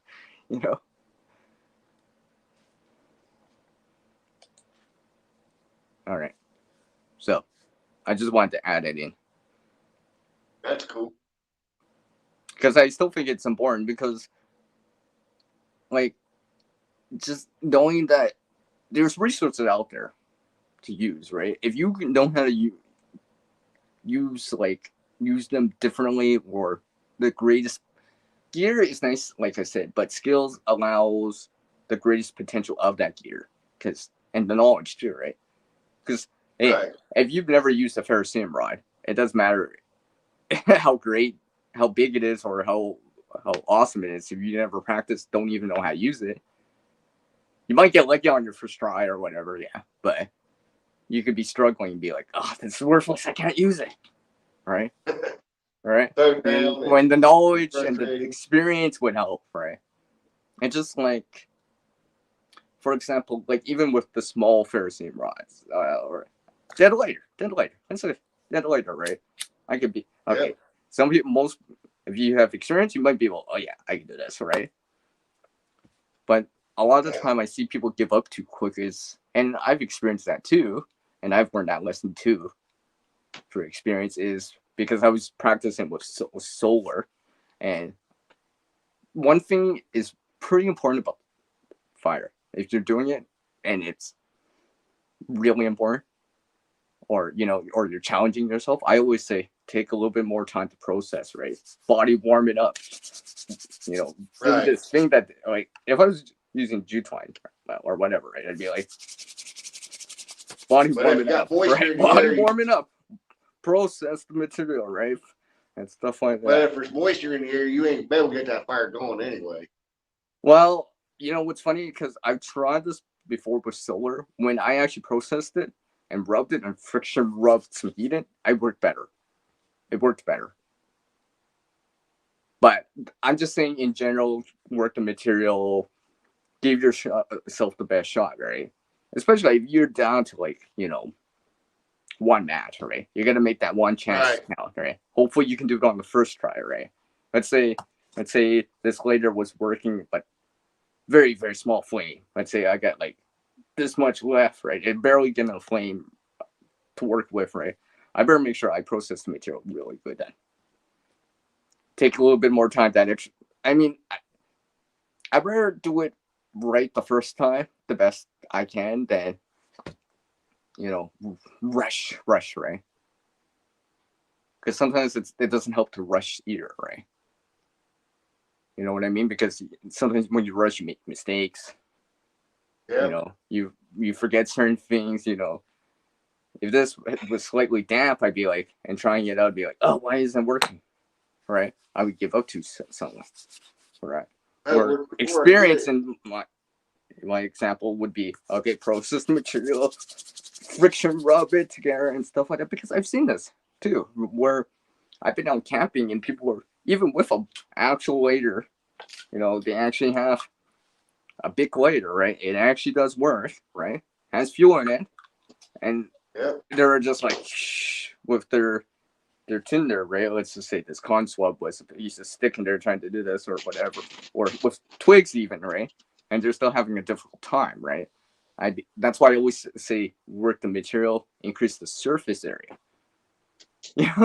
My friend's like, well, I'm not even trying, CR. I'm like, okay, but you're holding your lighter there for the next like 10 like couple minutes and wasting a lot more fuel. Right. So that's why I always say, process the material. And that's where skill and knowledge would come into play, right? So if you've ever made feather sticks, right,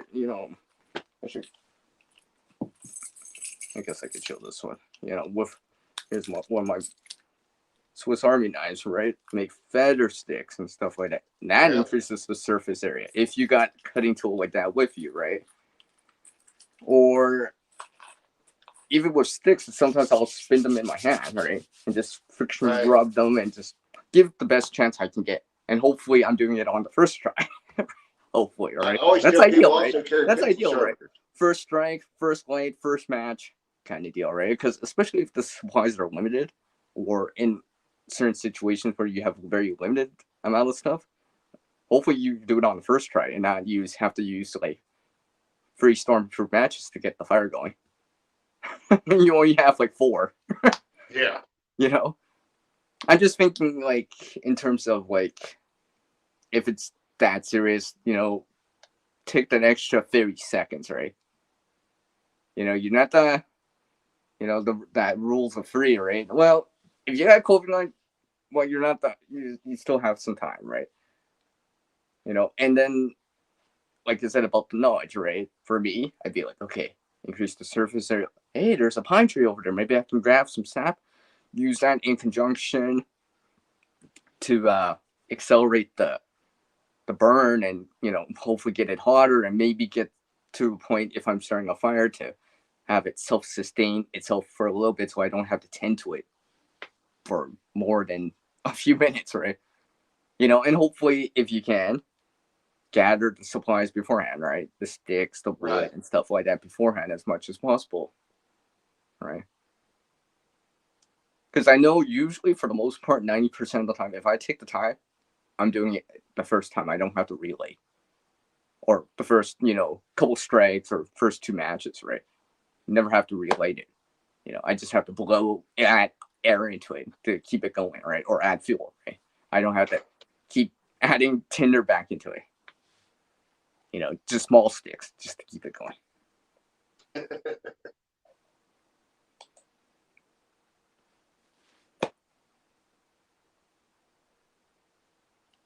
Yeah, the clipper lighters, yeah, because their sparks thing can be pulled out. That unlike a bic it's fixed into it, a clipper lighter you can pull that out and use it like like something like this, right?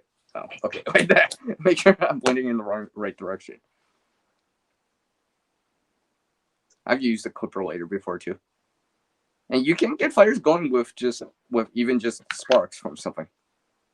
It is Right. possible. It is possible. It's just more difficult, right?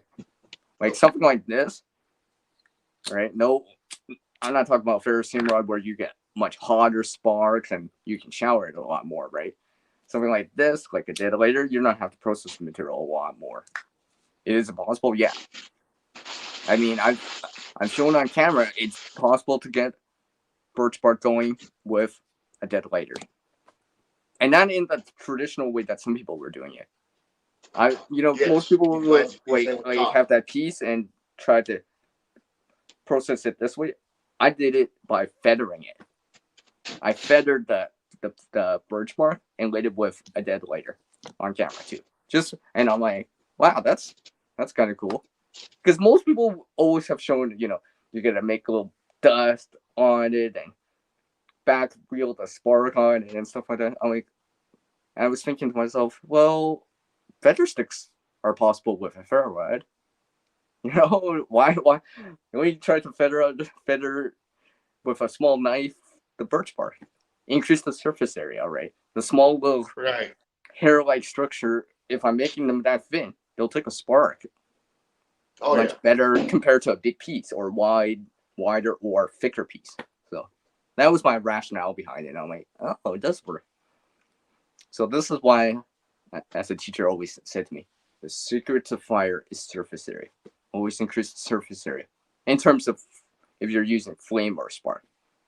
If you're trying to get an amber going like with solar, the opposite. You make a ball. Like, let's say if I was doing solar, let's say this was woody, grassy type of material. I process it so it would increase the surface area, right? If I wanted to make sparks or use sparks or flame. But in terms of solar, I make it so it's Right. a condensed ball. Let me make sure I'm solar, get a nice amber going, nice hot, big amber going, put that into a bird's nest, tinder bundle, and blow that into flame. That's usually how I do fire now, if I'm gonna do it. And this is just stuff I picked up. I mean, there is videos out there, there's knowledge people share, but Right. I've learned things by experience too, where I'm just like, well, I've never seen anyone do this. Is this even possible?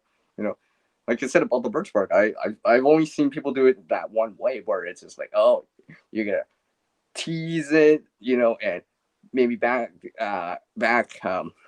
strike your relator so you get that kind of ferrocerium dust onto it and then spark it up. I was doing it better way, Okay. different way. Yes, exactly. Cutting from your clothes if you're wearing jeans or whatever, right?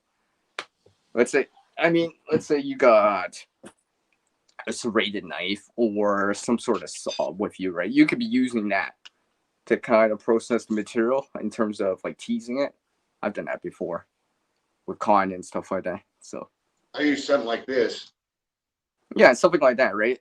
That's serrated. You would just take a little bit because it's just like using the tip of your knife, but a serrated knife, you have a lot more tips. Basically, that's I how don't it know if you goes, can see right? that Right? right here. You know, for example, here, since I do. Tell me I thought I had. Wait. Hold on, boys and girls. Hold on, ladies and gentlemen. I thought I had. Yeah, I right wasn't there. ready for all these demos. Okay. I just had the magnesium bar. I just had the magnesium bar. Wait, hold on. Oh, don't make me look like a liar. I just had it. Okay, hold on. Seriously? I thought I had it nearby. But anyways, like a hacksaw blade has Big Matt, serrations on it. hello. Hey, Big Matt. How are you doing? Nice to see you, by the way. Oh, seriously, I swear I'll find it in the next 5 seconds after the stream. I'll be like, no! Oh, come on. I thought I had it nearby. Well, anyways. Something like a serrated knife or a hacksaw blade has serrations on it. Or a saw, too. So you could be using that to process something like cotton jeans, cotton shirts, something like that, and tease and kind of tease the fabric kind of into a little fine, something that will catch a spark easier, right? And that doesn't take overly long too, right? And especially like I said, if you're down to like a dead lighter, you're using one of those really small toggle like ferrocerium rods that might be on, Yes. like and stuff like that. Or one match or something like that.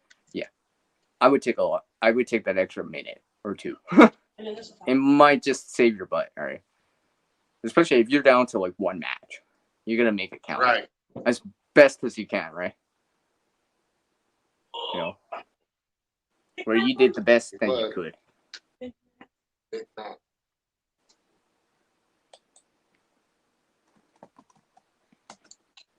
And another thing you start a fire with too is a muzzle loader.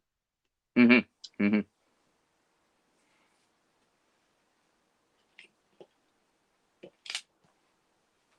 Yeah, this is just all ideals. Thinking outside the box. Yeah, I remember. I mean, learn and know about this stuff, but remember, there's a reason why something like the lighter or ferrocerium rod might be a first choice. Let's just say that, right? Solar's not always available. Friction fire is hard work. Lots of energy to put into friction fire. I know that. I've tried bolt drill. I've tried bolt drill even with a nice scaper wheel for bearing bar. I got a hot tip. Never blew an amber into flame, but and something like let's see, flint and steel, you might really need char cloth, right? Or let's see here. Yeah. Here we go. As I make sure I don't drop anything. Piece of carbon steel, maybe something like quartz, right? This is carbon steel. I'm just gonna mute myself because it's quite loud.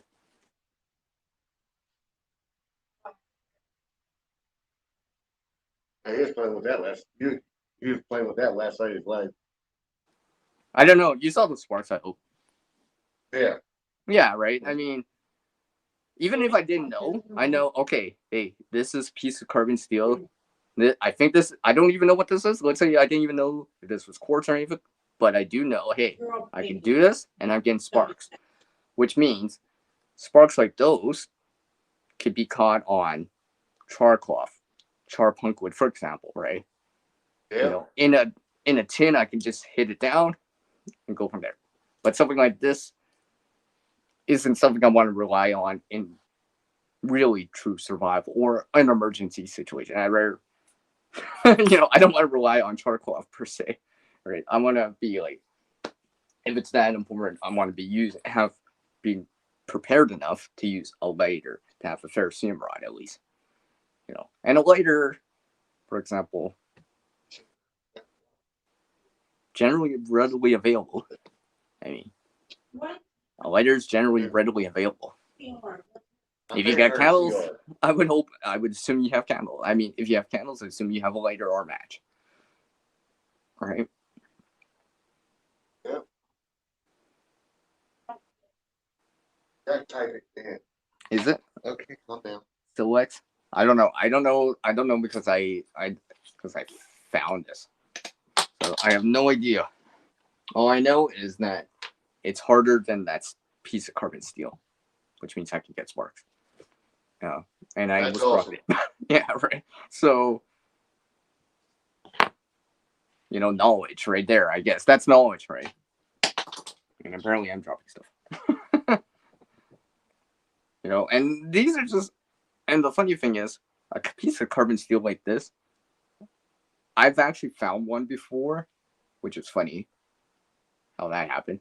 And this was found too. I just forget from where, and I'm just like, hey, look. You know, it's not those nice steel types that have the nice handle, and you know they're a lot thicker, and you know, piece of nice what's the word I'm looking for? Flint, yeah, right. But in principle, it's still the same thing, right? You know, if I had that, I would know how to work that because hey, I practice with something similar, right? I know. Okay, instead of having that nice flint, I got something like quartz or whatever, and then instead of that nice striker, I got a piece of carbon steel, right? This could be your knife too, right? I know some knives are carbon steel. You know, I got a carbon steel Mora. You know, high carbon steel Mora.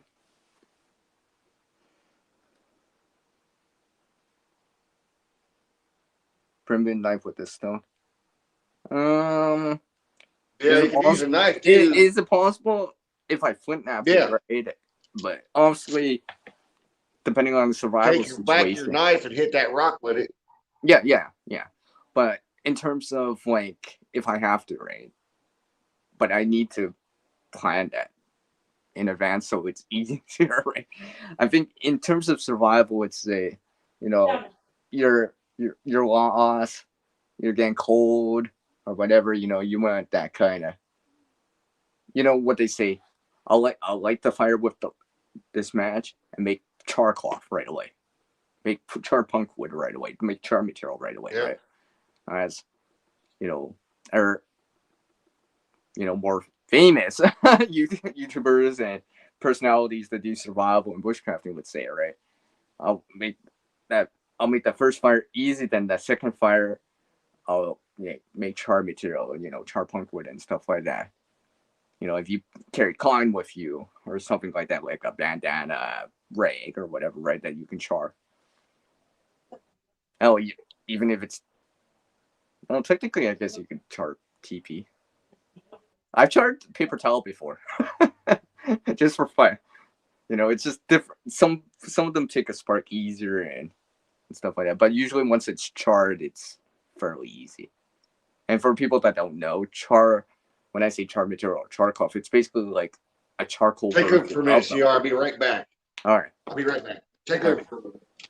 Like I was saying, if you don't know what char cloth is, basically char cloth is a swatch or a cloth version of charcoal in terms of it's a piece of carbon.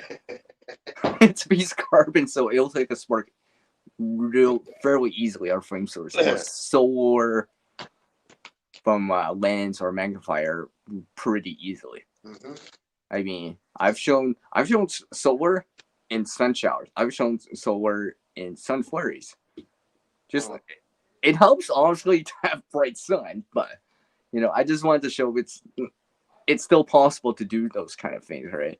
Because everyone knows, and I did, This is and I was charcoal. just, yeah, exactly. That's charcoal, right? Usually, you can make them from denim, cotton material, like shirt or whatever. I like denim just because it usually holds together better. 100% cotton. That's another way of reusing it, even after the fact too, right? Like, if anyone that's made rags before with cotton, before you throw them out, make charcoal at the end. That's why I say if you have if you have cotton rags, reuse them one last time to make charcoal. Yes. To me that's a good way of going about it. Because that way you use this cotton rag 4, 5, 100 times. What rewashed it? It's falling apart. Now I'm gonna make charcoal at it right at the end. To me, if you're doing it like that, I'd be like, yeah, that's the way to go.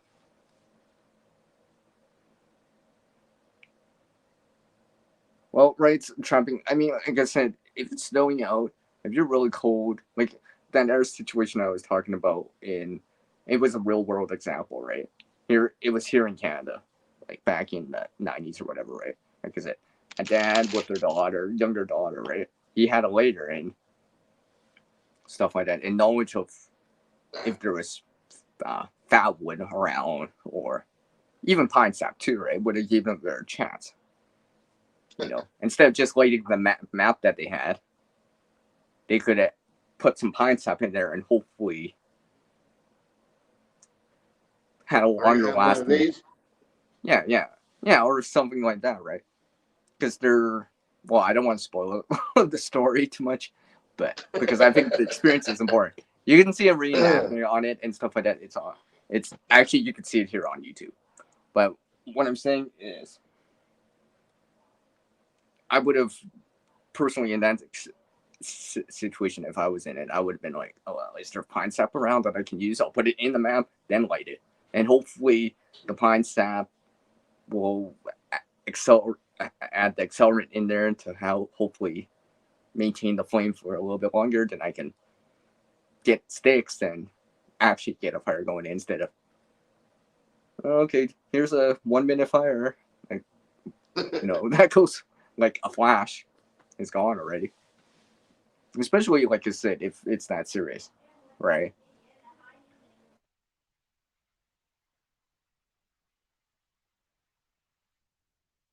Keep talking here, survival LP. All right. Try to read the chat there. Keep up a little bit.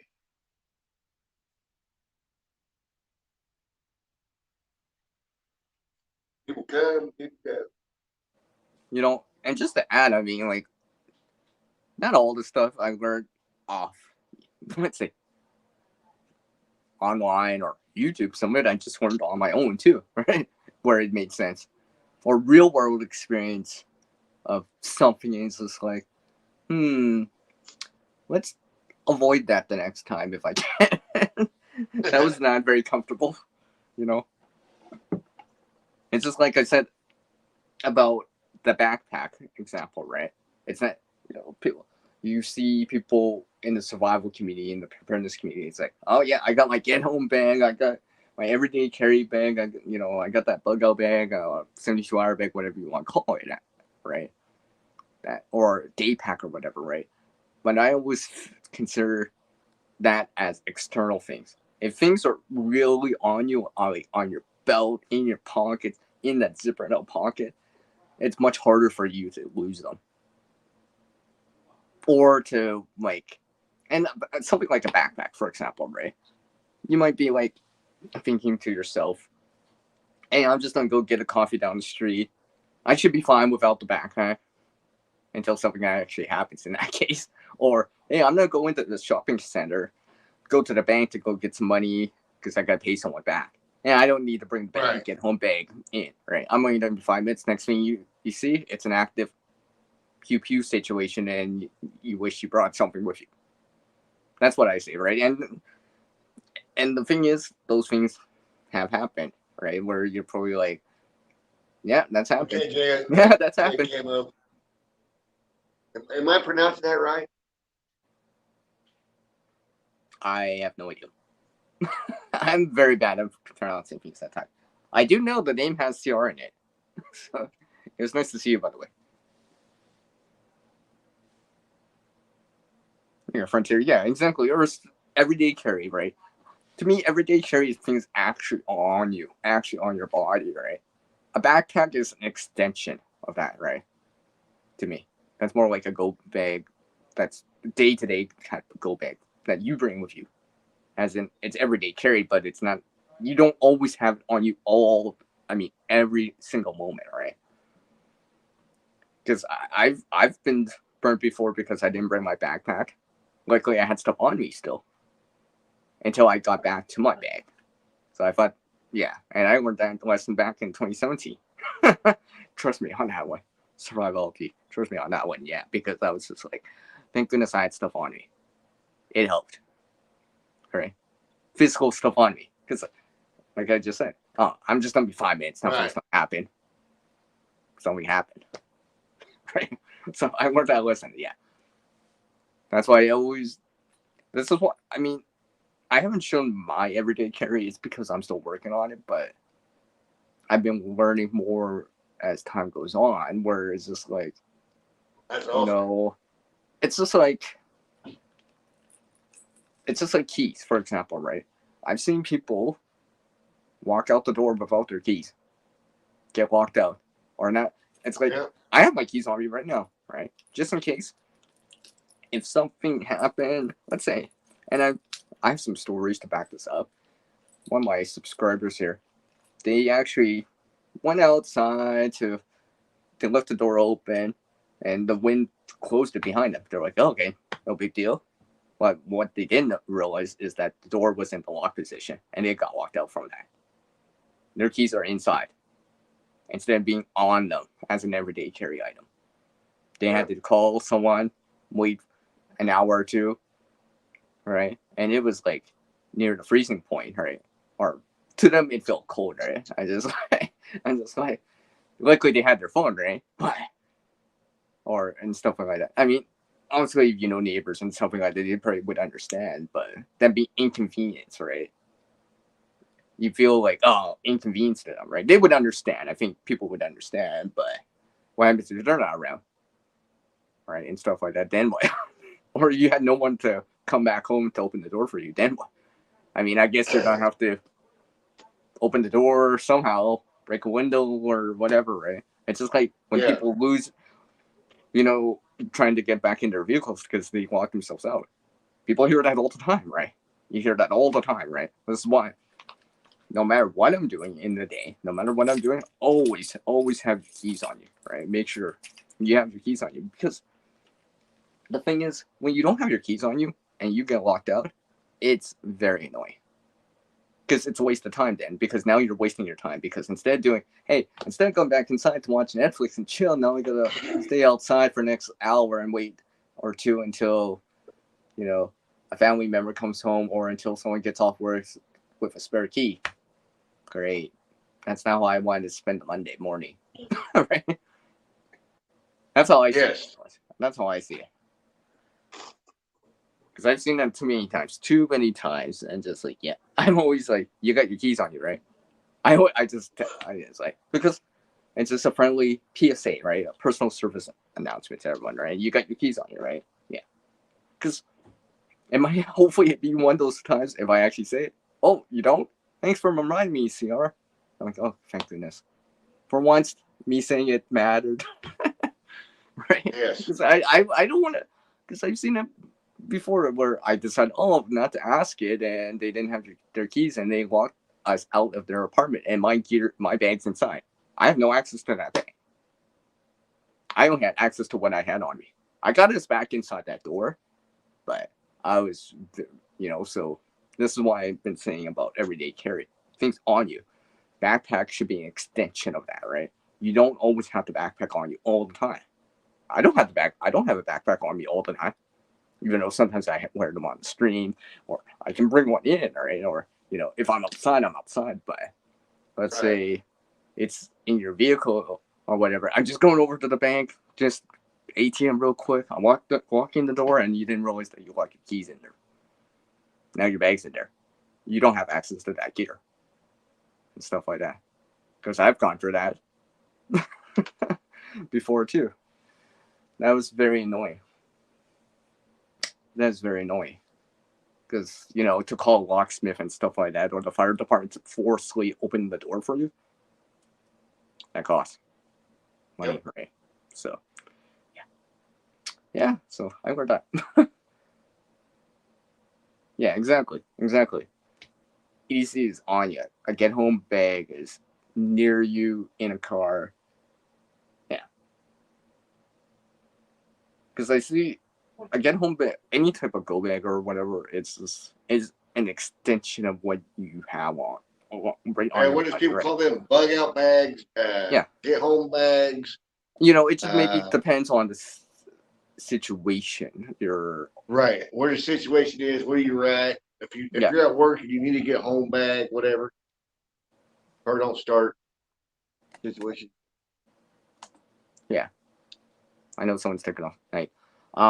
But yeah, this is why everyday carry is still important, right? Because, you know, hopefully you got stuff on you and that might help because like if like the paracord bracelet or whatever, right? I mean, actually I keep forgetting. I don't have them on me because I just got out of the shower before I came on. That's why it took so long to survive all these because I'm like, oh, now he decides to go on live. So I see. I didn't even put them back on. See. Yep. I'm forgetting. I gotta put them back on me because if they're not on me or with me, it's like I don't have them, right? You know, and I get just simple bracelets, very simple bracelets, but these are the ones I carry all the time. They're on me all the time, you know, all the time. I haven't had to use them seriously yet, but I know they're there if I really need to, right?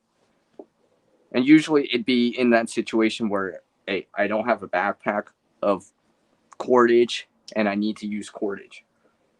Right. Like have to, right? It's not important. I can't do it any other way. Or, you know, so. Wow. They got a lot to say. Wow, they got. I didn't realize Frontiers. I know because I just kept rambling on for the next 10 minutes here. Then I. Let's see. Okay. What did Frontier say? Oh yeah. About that small kid, a belt pouch. Yeah, you know whatever works. Depending. EDC is one of those things. It depends on well, not only who you are, but your frame, what you can carry literally on you, right? Because some people can have a lot of weight on them, or we're different sizes. I'll just say it like that, right? I'll just say it like that, right? But most people, I mean, some sort of cordage type bracelet, like a paracord bracelet. Most, oh shoot, I thought my battery was charging. Uh-oh. I know.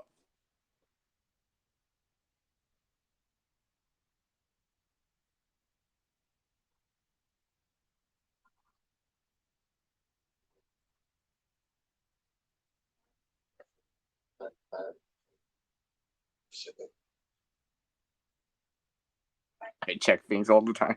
It's because when I don't check things, that's when I get burnt. Right.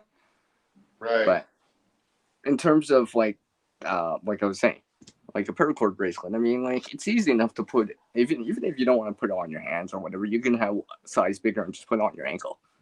You'll have it on you most of the time. Most of the time, right? You know, generally speaking, you can bring it in the shower and stuff like that. I just have simple ones, right? You know, I mean, there's more complex ones with whistles, stuff like that. If you're down for something like that, right? I don't need to do that because I EDC those items with me, so I don't need to do that. But to me, a paracord bracelet like that is an easy everyday carry type of thing. I don't even have to wear them on my wrist. Let's say, you know, work purposes, you gotta show your hands. You don't want to be showing that. Well, hey, I got to wear pants. I could just have them underneath my pants on my ankles. No one knows. Yet I have that with me it needs to be used, right? Right. Mhm. He says, "Thank you, Frontier Survival." Thank you, CR.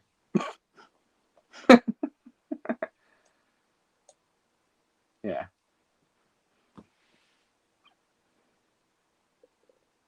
Okay. Let's see. What did right traffic say? Anytime I walk away from my truck, I make sure I have my backpack, all my survival stuff, sidearm. Yeah. No. Yeah. Right. It's just like here in Canada, what I say is, or in the winter, if it's cold out, double check before you leave. Double check your stuff because sometimes you're wearing so much clothing, you can't tell that you dropped something. I don't know if anyone's experienced that, and that's why I see things when I go walking in the winter at times. People dropping stuff like, I mean, people drop stuff all the time, regardless if it's winter. But I mean, like, and I mean that comes down to another thing about taking a look on the landscape, right? If let's say the the whole famous story, the famous or common stories of deserted island, and I find something on the beach, right? Something Right. like that. Let's say plastic bottles, plastic containers, and stuff like that. You maybe get like you find a lighter or something that'll generate a spark, right? You might get lucky. You might get lucky, right? Something like that. You might get lucky on the fishing line, for example. So I always keep my eyes peeled out for stuff. It's because also I do that as a challenge. So I'm always aware, hey, there's something over there. I could potentially use it if I needed to, Yeah. if I wanted to, right? In a situation like that, because I think always looking at everything as a potential resource or to use, right? And I mean, I'm not going around saying, oh yeah, I can.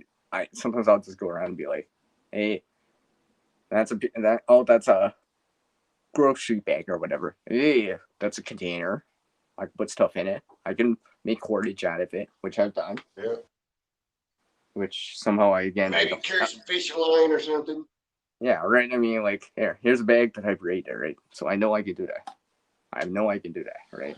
Stuff like that, where I'm just looking at everything. It's like, what could I use this for? And just kind of thinking that kind of always thinking outside the box, kind of what else? What's the potential of the resource, right? And not just set in stone. Oh, this is only a rock. No, this is wrong. This just happens to be a rock that's harder than a piece of carbon steel, and I can get sparks if I really wanted to. Something like that.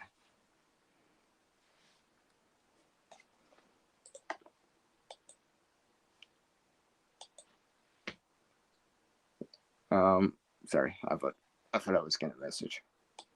Anyways, literally, I can go on with all this. I mean, because I like to share this kind of stuff every so often with my viewers, and I want to share it with your viewers here to Survival too, because that's why I jumped on. That's why I jumped on. Give you some company too, right? I mean, right. Give you some company, bounce some ideas and stuff like that. Give your input too. Because like I said, I just talked about this like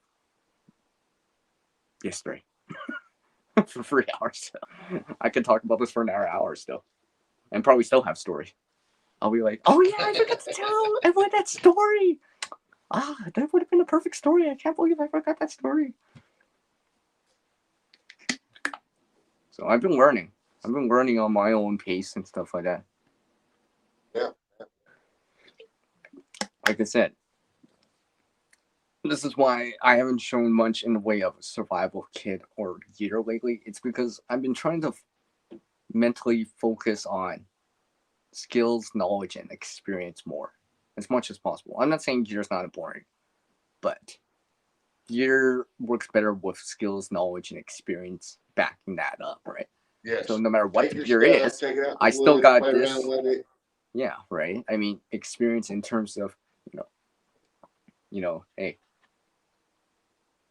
this Get could used to it. be quartz, flint. Oh, this could be stainless steel, carbon steel mora, some sort of carbon steel hacksaw blade or whatever. I just know that it's Yeah. hacksaw blade. Oh, they do the same thing, right? I can do the exact same thing, and I know how to do it to a certain degree. I just have to aim the sparks into something like char cloth, char punk wood, stuff like that. I mean, I remember camping this one time, and I found this big block stump of punk wood. I was just like, score, because I brought my char tin. I was just like charring stuff for the next, because we had countless campfires, right? So I'm just charring the next on and on. Just and it's like everyone's keep asking me, "Hey, Cedar, what's that? What are you cooking there?" I'm like, I'm making something like how I say it to people. Is sometimes terminology people don't understand, right? So I try to relate it to them. Oh, I'm just making a cloth that's similar to charcoal, and people can understand that. And when I show them, right, I'll show them with a Yep. dead lighter or flint and steel or something like this, right? And they're like, oh, right. They start to understand it because now they're seeing it. It's not just watching it on YouTube or reading it. They're seeing it in front of them, right? In front of their eyes, right? And I tell them, hey, yeah, this is a piece of um, like denim, cotton, or whatever that's been burnt in the absence of oxygen. So all that remains is carbon. That with a hot spark or a flame, plus the oxygen that's around it, you get fire, or in this case, something that's smoldering like amber that you can blow into flame. Right? I've shown. Right, I was showing Another people. thing people forget too in survival situation, your feet. Yep. Make sure your feet are in top condition, and make sure your stuff is dry. And make sure your socks. Make sure you ain't got yeah, blisters my on your phone's charging. feet. I'm up. I gained 5% since. Okay, that's good. This is why I have the low battery indicator set at 20. That way I know beforehand. Got to take care of your feet. Mhm. That's number one. Yeah, I mean, if you think about any time in history, especially during the last two, during World War I and II, what's the major thing? Trench foot, right? Because they're in wet environments all the time. Their feet are constantly wet, and when Yes. when your skin's wet, it's easier to get cut because it's soft, right? I mean, it's just like how food softens up when, like pasta or rice softens up when you put it in water. It's the same thing, right? So if your feet are wet or whatever, constantly wet, they're gonna blister up, be more prone to getting cut because they're wet, soft. So whatever. Take care of your feet. Mm-hmm. The best you can, right? The best you can, This is why even something as simple as, I think I highly recommend having socks, at least a pair of socks, as per Yes. in your bag. Decent pair. Another pair. It just helps, right? If your socks got wet, you can change into them right away, right? Have dry socks. That'll feel warm, right? Regardless of the material, because they're dry. Instead of, regardless if it's wool, cotton, whatever, right? If they're dry, they'll feel warm, right? Regardless of what material. They're dry, they're warm. Because you don't have to go around wearing wet socks or whatever, right? Especially, let's say, I've had wet socks before. I'm just like, oh, thank goodness I decided to bring extra socks. I can change into them and let my wet socks dry out, And sometimes I plan it that way too, right? I'll be like, I'll have spare socks with me anyways, just in case, right? Because I would probably want to change into them. Let's say I'm staying overnight, right? I was going to change into them anyways, so. But, oh, my socks got wet. Well, traveling over, it's raining outside or whatever, right? I'll put my dry socks on so my feet stay warm.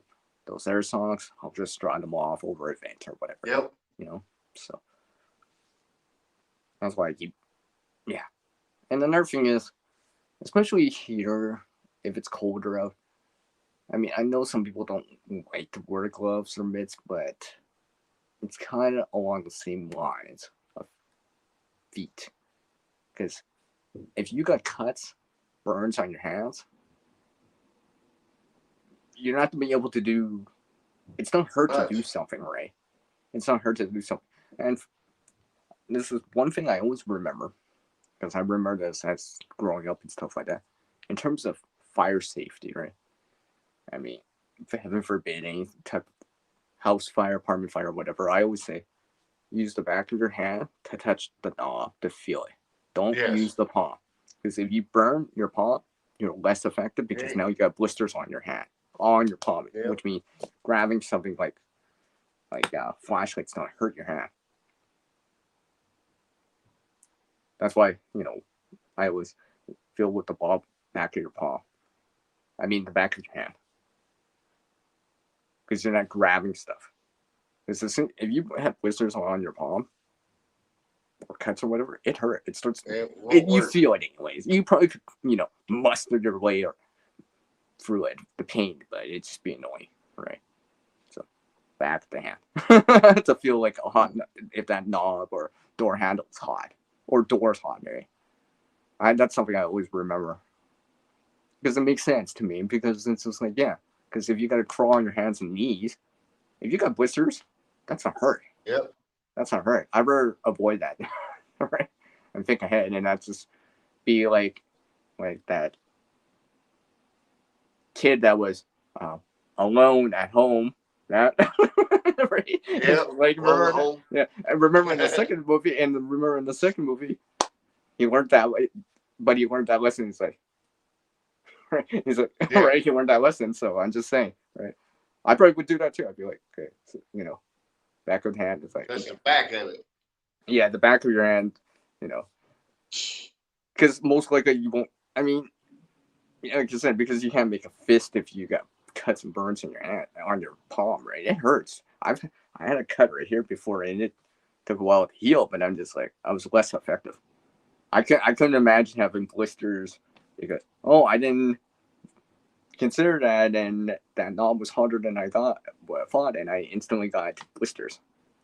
Right, because it's gonna swell up. Yeah. It's not hurt. If it pops, it's not hurt. And then now you're gonna deal with this emergency situation at hand. No pun intended. And now you got blisters on your hands that just broke. That's just gonna be miserable.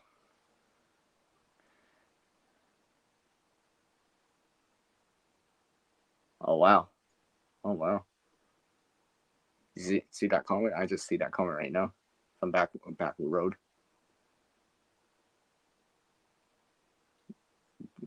Oh yeah. So yeah. I've been lucky at times. I mean, like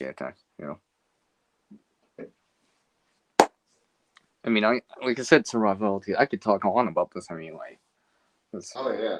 I could probably go on. People always ask me, "You sure talk about creative stuff a lot?" Oh, just wait until I talk about the redundancy part of the channel. I probably could go on just about the same amount, right?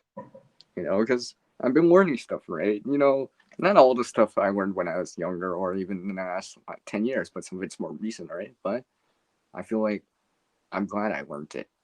I'm glad I learned this lesson before it was extremely serious, right? Better to learn the lessons beforehand, right? When it's easy, the grid's still up, the power's still on, you can still get help, right? Instead of learning that lesson when the grid's down, when you have no water, when you have no heat. It's just like the Ferrocene rod, right? No point in having that Ferrocene rod if you haven't learned how to use it beforehand, right? It's just like what I say about certain pre-made kits and stuff like that. I like pre-made kits. You know, they have their place and time, in my opinion. But sometimes, and it doesn't always go well. Sometimes even with the DIY, do-it-yourself ones, but practice with it, right? Practice with the stuff if you can, whenever possible, right? Get proficient at it. I think that's important too. Proficiency, learning how to use that stuff as best you can, right? I mean, if you practice with a garbage bag, I guess, you know, you don't have to practice with this specific garbage bag. Right. You know? But Just get I'm talking about back. like a ferro rod, right? You know, I've done it quite a bit now. I think I'm getting more proficient at it, right? I think I don't have to use this new one. I think, you know, I just, okay, it sparks, okay, it's good. As long as I keep sparking, I know. You know, because I've learned the method, the procedure, and stuff like that. The way to strike the ferrocerium rod. I swear. It's not bugging me that I can't find that magnesium bar. I just had it last night.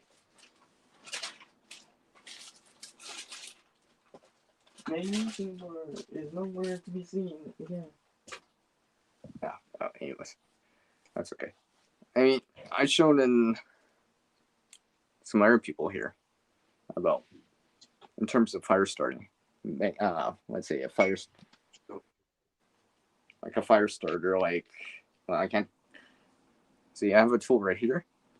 One thing, and I highly recommend this too, for anyone that starts carrying multi-tools, tools in general, right? Always have, when certain tools, and I've shown you this, I think, about having spots with a hard 90 degrees angle on them, like this. So when I'm bringing it out, it doesn't lock, right? But it comes out this way. So I can put a 90-degree angle with, let's say, a file or something like that, grinder, if you had something like that. Quick and easy.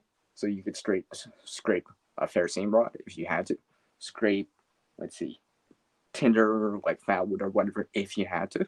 So you don't actually have to use the edge of your knife or use your knife, right? For example, right? I mean, I do that for a lot of different things. I mean, like, I got a file right here, very small one, back of here, 90-degree spline. So I could scrape fat wood and stuff like that. Not that hard to do. You can even, most people could do it. You don't even need power tools. Power tools just make it easier, but you could do this. I could do this with a ceramic mug. Night, sissy. Good night. You know, I learned that too about ceramic mugs, right? I don't know if anyone knows about that, right? Because you'll see videos out there of people saying, "Oh yeah, you can sharpen the knife with a ceramic mug, right?" And I always been thinking to myself, well, if you can sharpen a knife with a ceramic mug, you can make a 90-degree spine for something with a ceramic mug. Right. So, because I started to apply that knowledge, right? So it's not just the knife. Oh, no, I can do it with other tools too. Screwdriver. You know, just as long as it's flat enough and then I can apply pressure on it, right? You know, if it swings up this way, I'm doing it this side. You know, not this side, because if I push that way, it would slip down. But this way, at the bottom, it'll lock. That way I can apply pressure. You know, and strike that ferrocerium rod or scrape something like, let's say, fat wood, maybe a magnesium bar if you had to. And this is just something I picked up, you know, started to do it. Because I think, to me, it makes sense. I think it makes sense, right? Because, you know, you always hear people say, oh, yeah, have a 90-degree spline on your knife, right? Well, why can't that apply to other tools? I think, to me, that makes sense, right? Apply it to other tools. You know? So, just in case you don't have that knife, you get the multi-tool, you still have an option. It's still there for you, right?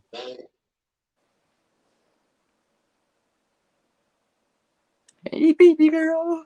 I mean, baby girl, I should say. Yeah. Besides toilet paper and alcohol. Yeah. So what? Easy.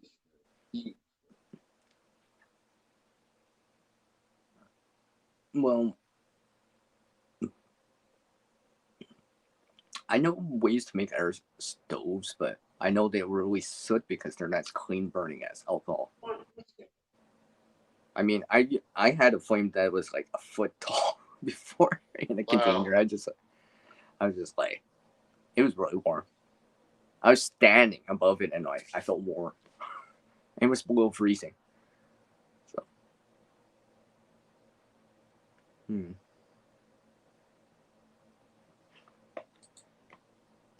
Okay, baby girl. I don't see a message in there unless. Oh. Oh, wait, maybe I had to refresh. I think I see it. I'm just waiting for my side to refresh here. But anyways, going on. Something like that's easy to do. And most people have access to a ceramic mug, plate, something like that, right? So it's easy enough to do. With time, you can actually add it to your tools. Multi-tool. I mean, some multi-tools, Gerber, Letterman, and such, they have saws, right, that have that or automatically, right? Yeah. But some of these air tools that people might have, right, air brands and stuff like that might not have that. But there is places that you possibly could add that on. I mean, like I said, this multi-tool that I have right here is just a folder. Doesn't lock or anything like that. Only has a folding knife and all and stuff and a can and a bottle opener or a flathead, right? So I just like, wait, this is pretty big. I could strike a ferro rod with that. So I grinded this side down. To me, this makes sense. I mean, like, so if I got this tool, I got that option.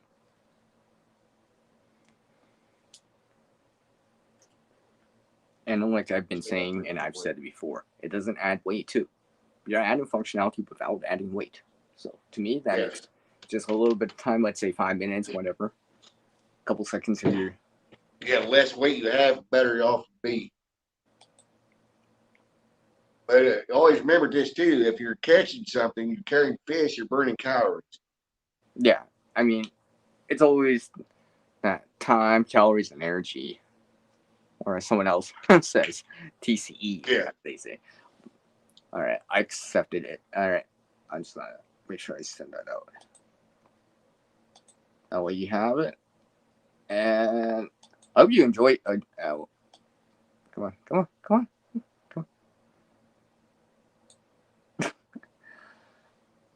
I'm just sending it out. I hope you enjoyed that icon, by the way. Survival. Yeah, that's pretty cool. I mean, once you see it on your end, you can actually see it for your like closer up, right? So I made sure I backed it up. And now, since I'm sending it to baby girl, she has a copy of it, which means it's in her copy of it, right? There we go.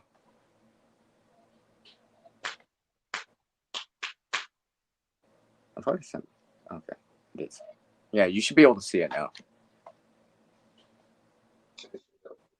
You just yeah, right. You should be able to see it. I know you can download it. I know through Instagram Messenger you can download the image. You just download the image, then upload it onto your YouTube side as the icon. So you have to download it on YouTube side. Should be good, right? That should be all good. Not the banner. Icon. You have an icon that goes in that round circle, right? Yeah. See when I see when you saw it, right? I made sure when my template I had that circle just so that's the safe zone, right? So right here within the safe zone, everything on the outside is I just added it, but it's not necessary because it's that icon thing. It's just like if I bring out my icon, right? Everything in the circle is important. Everything on the outside, not as important, right? Because most of the time you're not going to see it. Yeah. Make something for me like that. Pardon me? What'd she say? I didn't hear her. She said make her one like that too, baby girl. Really? Well, you gotta You could She says she's a Well, little actually, jealous. you know what? Maybe I could. Let's see here. It's yeah, but you I'll be obviously back on YouTube. yeah, but tell her for you survivability it was easier because I had something to go on already, right? I had something to go on automatically, right? I didn't have to recreate everything from scratch, right? You know, I Right. just You your say that pre-existing you had already icon kinda that you had. set that for I just kind of changed it, added a few little things, you know, tweaked it a little, make it stand out, and all that stuff. So Right. that's why Okay. I went. I'm like, yes, he's on live. I'm coming on to talk about survival and about this icon. I got so excited. I got so excited. I'm like, yes, I can actually finally give it to him. And now I can. And then say now you can message me, you know, if necessary. If necessary, you can get a hold of me. Hopefully. Right. So, all good.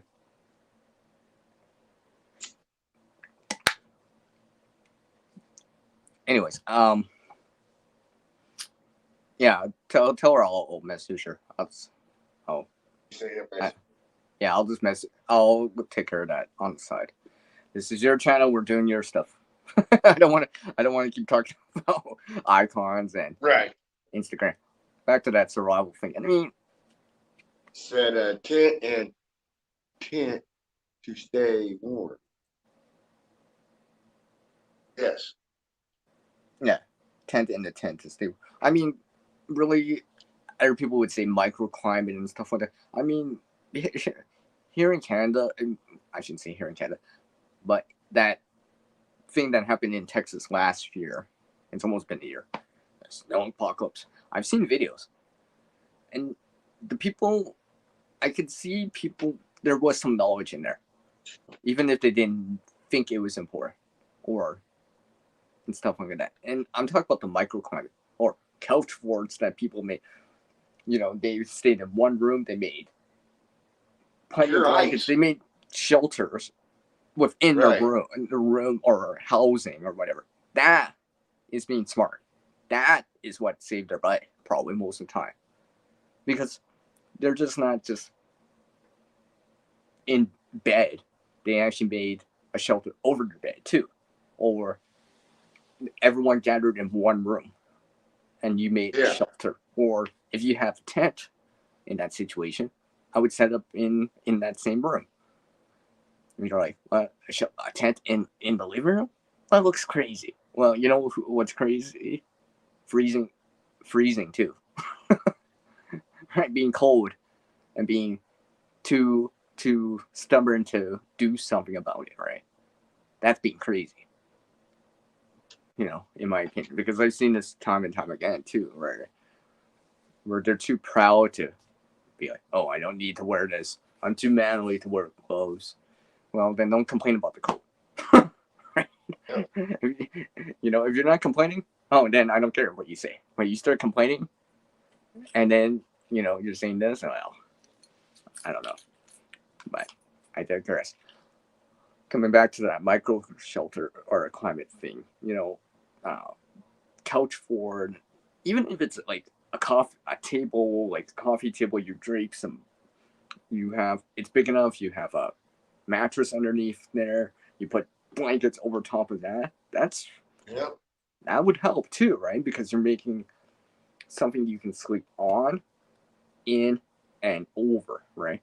And then you have your room and then your house and stuff like that, right? Yeah. Because there's more layers of holding back the heat before it escapes to the outside. Because, like, even for us right now, our heat is escaping us all the time, right? It's just kind of, you know, also we got heaters and, you know, central heating, whatever, fireplace, whatever, right? But the walls are preventing all the heat from escaping. Because you start taking away your central heating and stuff like that, well, then you got to make sure what heat you're releasing, like, to the room or whatever, gets held back a little bit longer, you know. Yep. So I mean, to me, it's a no-brainer. If heat was that important, I mean, I'd say in Texas or whatever, first thing I would have been like, okay, And let's just say I didn't even have all this stuff. Let's say I'm visiting someone, right? Let's say it could have been as easy as me visiting someone on vacation, right? Because when you're on vacation, you don't necessarily have everything with you that you traditionally have. Just the nature of it, right? Because carry on, luggage, when you're checking in, you can only have so much, right? So you don't, or you might have a rental, right? Rental vehicle and stuff like that. So you don't have your usual, vehicle that it's, tricked out with all this gear and stuff like that. And so you have to be thinking. If you have knowledge and skills with you and experience, you can make the gear more still-ish, right? Whatever the gear is. So, maybe it's contractor bags, just normal blankets, right? You don't have that sleeping bag because, I didn't think it was going to get this cold, right? I didn't think I needed to bring my sleeping bag, or I can't find the sleeping bag. Right? Well, you got clothes? I'd be like making something out of clothes or something like that, I got all these suits or whatever. Well, I better put these together because these suits aren't going to be much use if I don't make it the rest of the week. It's getting cold, all right? So don't be squeamish with the gear or the stuff you do have. I'd rather use it and save some of my butt and have to get a replacement later. Stuff can be replaced, right? I guess that's always the modern saying too, right? Stuff can be replaced, but losing a finger to frostbite, using a hand to frostbite, amputation because of that, or worse. That's not coming back anytime soon. You're not getting that back anytime soon, right? That's why I'm just like, yeah.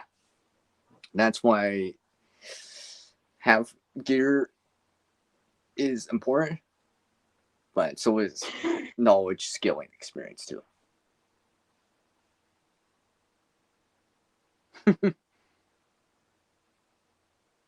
Okay.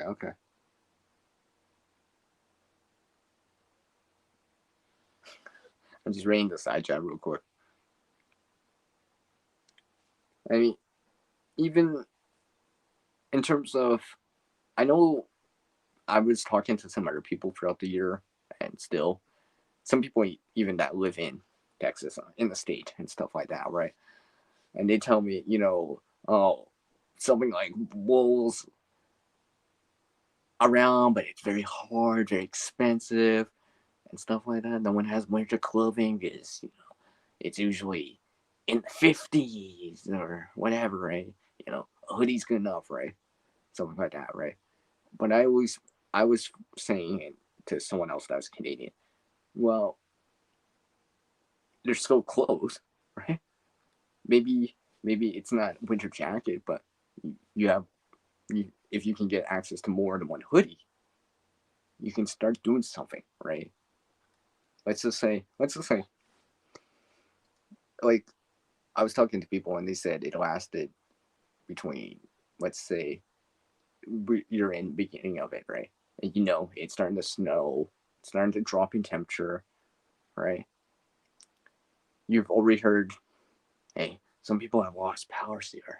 I don't know if you have or whatever, and you hear it and you're thinking to yourself, I would be considering, I'm like, could this happen here? Maybe I should be proactive, right? And just in case. And let's say you don't have winter stuff, right? Minimal amount of clothes or blankets or whatever, right? You don't have wool blankets, you don't have parkas, you don't have, winter stuff like we would consider here in Canada or in the northern type of states like, Michigan, I guess Montana and stuff like that, where, it gets as cold as here in Canada, right? Or Alaska, right? I was always thinking layers. I mentioned this in my stream. Layers is important. Layers will keep you warm even if you don't have a big jacket, right? That's one thing I was thinking. If you're a smaller person, it's actually easier to layer up than someone that's necessarily taller or bigger, because someone smaller can fit more, right? If you fit a medium, you can fit a large, extra large, and so forth, right? It just looks big on you, but you can still wear it, and you can layer up to it. But if you can only fit an extra large, small things are really small on you, right? That really small shirt. Maybe I can use it as a sleeve, right? I would do if I had to do that. I'd do that. I'd be like, okay, because Right. a A heating pad inside will also a heating pad inside of a sleeping bag will keep you warm too. Hmm. Inside of a tent, whatever, inside your house. I mean, and not everyone has access to like natural materials like that, right? Natural fur type materials too, obviously. Maybe people in Alaska Right. might have more access to it, right? Compared to someone in Texas or in the southern states for you guys in the US. So I'm always thinking, well, layers is still important, like I said, right? I mean, here, I'll show something. I haven't even shown this because I've been wearing these. These used to be socks. These used to be socks. I hated them because I didn't like them. So I cut the bottom out. Now they're kind of like arm warmers, something up here, right? So it keeps some heat in for me. I can wear it underneath clothing if I wanted to. I just have it on top, right? But if I was in Texas in that situation, I'd be like, okay, well, I guess I can't wear 4 socks, but that one sock, I don't care for it that much. I'll cut the bottom off, start putting it on my forearm, start layering up a lot more, right? Or what I was saying to other people is like, oh, Sarah, they don't sell scarves here. They don't sell toques here. Okay, fair enough. Okay, I don't have this hat. This whole hat. Where is it? Oh, it's gone. I didn't bring it with me. Okay. Okay. Make one quick meeting. Okay. You have a shirt. So this one's not sewn, but make a buff then, right? And I learned this from one of my other subscribers. Inverted out, so the outside on the outside, fold it in half. I mean, you could probably sew this if you had thread and needle or whatever, right?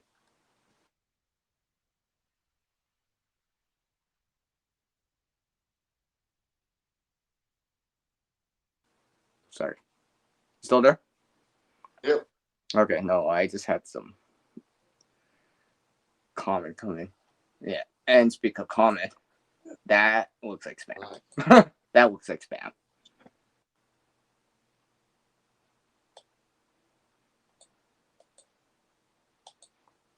Just removing it. However, if I see it again, I'm kicking them out. Survivability. They're not really helping. Anyways, so you can see what I'm doing here, right? Yep. Okay. So I folded it in half. It's inside out. Right? One. Grabbing the back of it and folding it over my head. Like this. So I can do something like this. And remember, this is a buff. But the thing about a buff, I can make that from a shirt if I really had to, right? Hey. Right. They're in Texas, for example. I guess they would have plenty of t-shirts, I would assume. I would assume they would have plenty of t-shirts. Or t-shirts that, hey, the spares of they don't mind, right? Like I said, the clothing's there for a reason, right? I'm not saying, that one shirt that, hey, I don't like the color or it just doesn't look good on me or I don't like the logo or whatever. Well, you can make something like this, for example. Now I can cover my ears. I don't have that toque. But hey, that hoodie, put that hoodie back on me, right? I can make another one if I wanted to, cover my face with that, right? Let's say if I already had one on, where's my, oh wait, I do have it. It's in my pocket.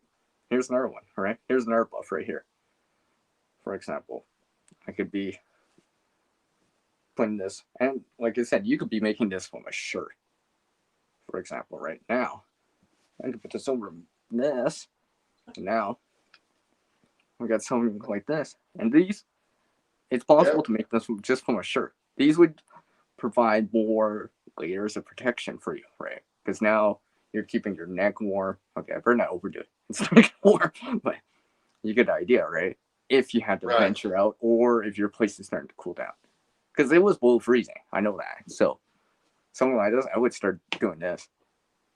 And let's say I was on vacation, I'd start doing this. I'd be like, you know, because I know people were, fuel was getting sold out, gas was sparing at best, propane was gone, right? And let's say you did get access to some of it or whatever, right? I'd be like, give me a sewing needle. What? Sewing needle? How's that done keep you warm, CR? That's because you got a bunch of clothes right here. We're gonna start doing something, guys. Sure. I think I'll find some thread. I'll just make couple buffs like this. Okay, now we got some headgear, something to keep your neck warm, right? Now I can put that hoodie that we all got, put that back on, and this could provide me a little bit more protection, buy me some more time in the extreme cold. In that case, right, for someone like that. So, and remember, I'm Canadian, so this is stuff I automatically want to be thinking of, even if without a hat, a toque, scarf, right? Even if you don't have a scarf, take that shirt, right? Like the torso area, cut, the torso, the top part out, right? The sleeves, the chest, leave the midsection, the back section, make a long piece out of it, and you can convert that into a scarf. And I'll show you an example that I have.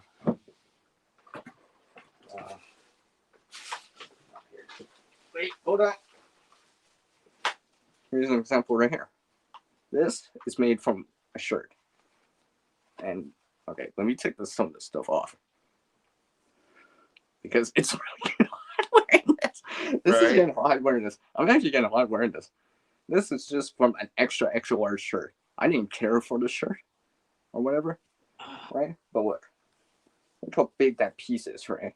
It's really big. I can fold this in half, start making a scarf out of that, right? Double that up, bundle up a little bit more, or let's say I had just a hoodie on, I could put it inside my hoodie, kind of make dead airspace in my shoulders, warm up my shoulders, stuff like this. Oh yeah.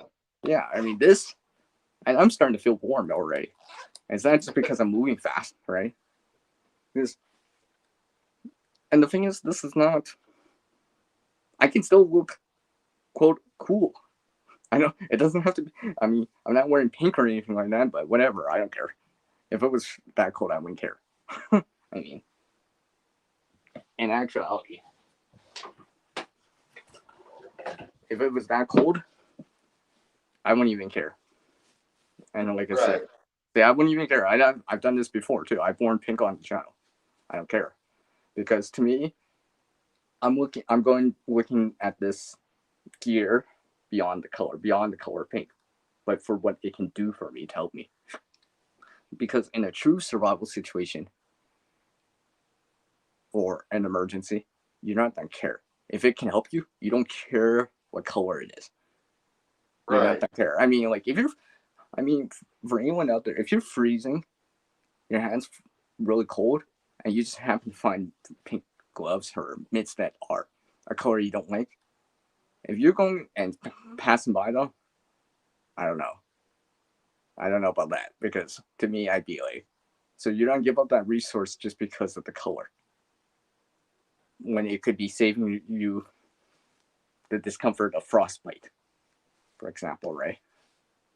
Protection of some sort, right? Just because, I don't want everyone seeing me with pink gloves or whatever. I don't care. I'll wear. If it's cold outside, I'll wear. Doesn't matter to me. Right? Doesn't matter to me. I just want to say that.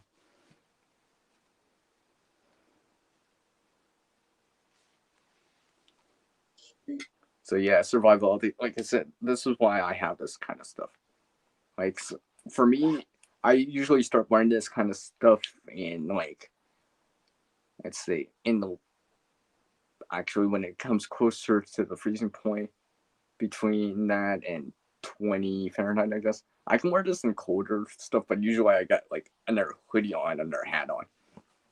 You know, it's minus 20 Fahrenheit now, minus 30 Celsius. So also I got to start wearing the wool stuff, but I don't think in Texas it's going to get that cold.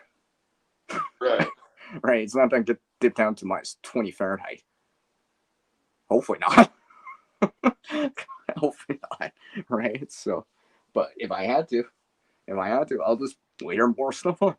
I'd be like, hey, CR, it's going to get even colder. I've been hearing about this thing. My friend told me. Okay. Yeah, get some more clothes on. Right? I'll wear another one. I'll put more on. I'll put even more on. Right? I'll put another one. Right. I'll put another one. I'll put that. Where did I put it? Of course, now I can't even see it. Where did I just put it? I just had it 5 seconds ago. Oh, yeah, that's because I'm still wearing it. See, survivability, I'm not even noticing that I'm wearing it anymore. But the thing is, oh, you got another shirt? Okay, might as well. You know, it's not getting that much colder. Because I was thinking to myself, in that type of situation, you gotta start thinking like how people might think of it in terms of northern climates that snows in. The homeless, right? What would they be doing, right? You know what I mean? They'd be using stuff like cardboard, bundling up, right? Can you hear me?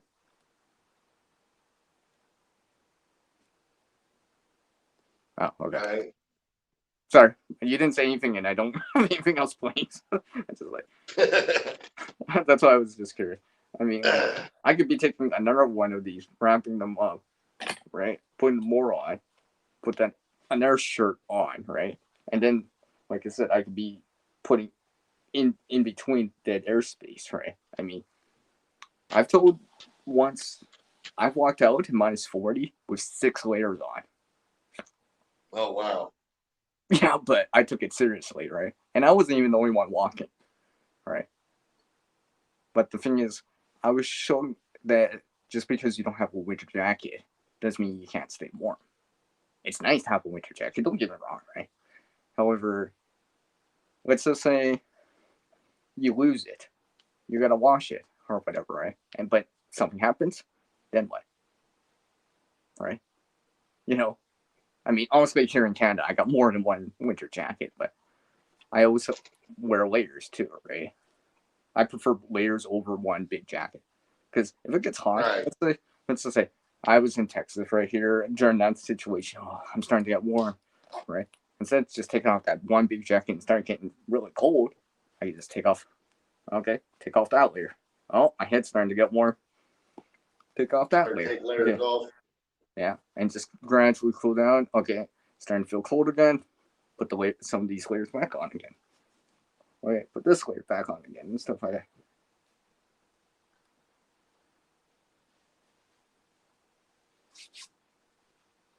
Well, I'm gonna call this one a night. About 3 hours in. Yeah, that's how I called it.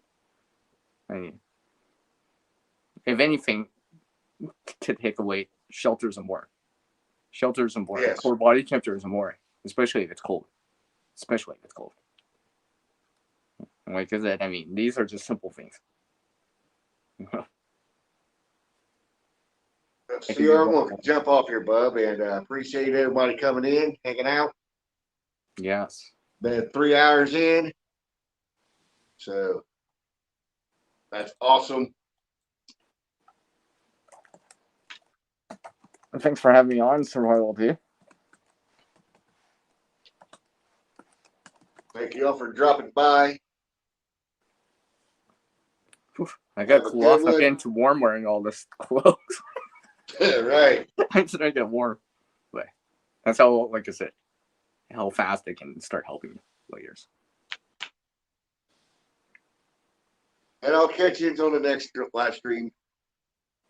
Peace.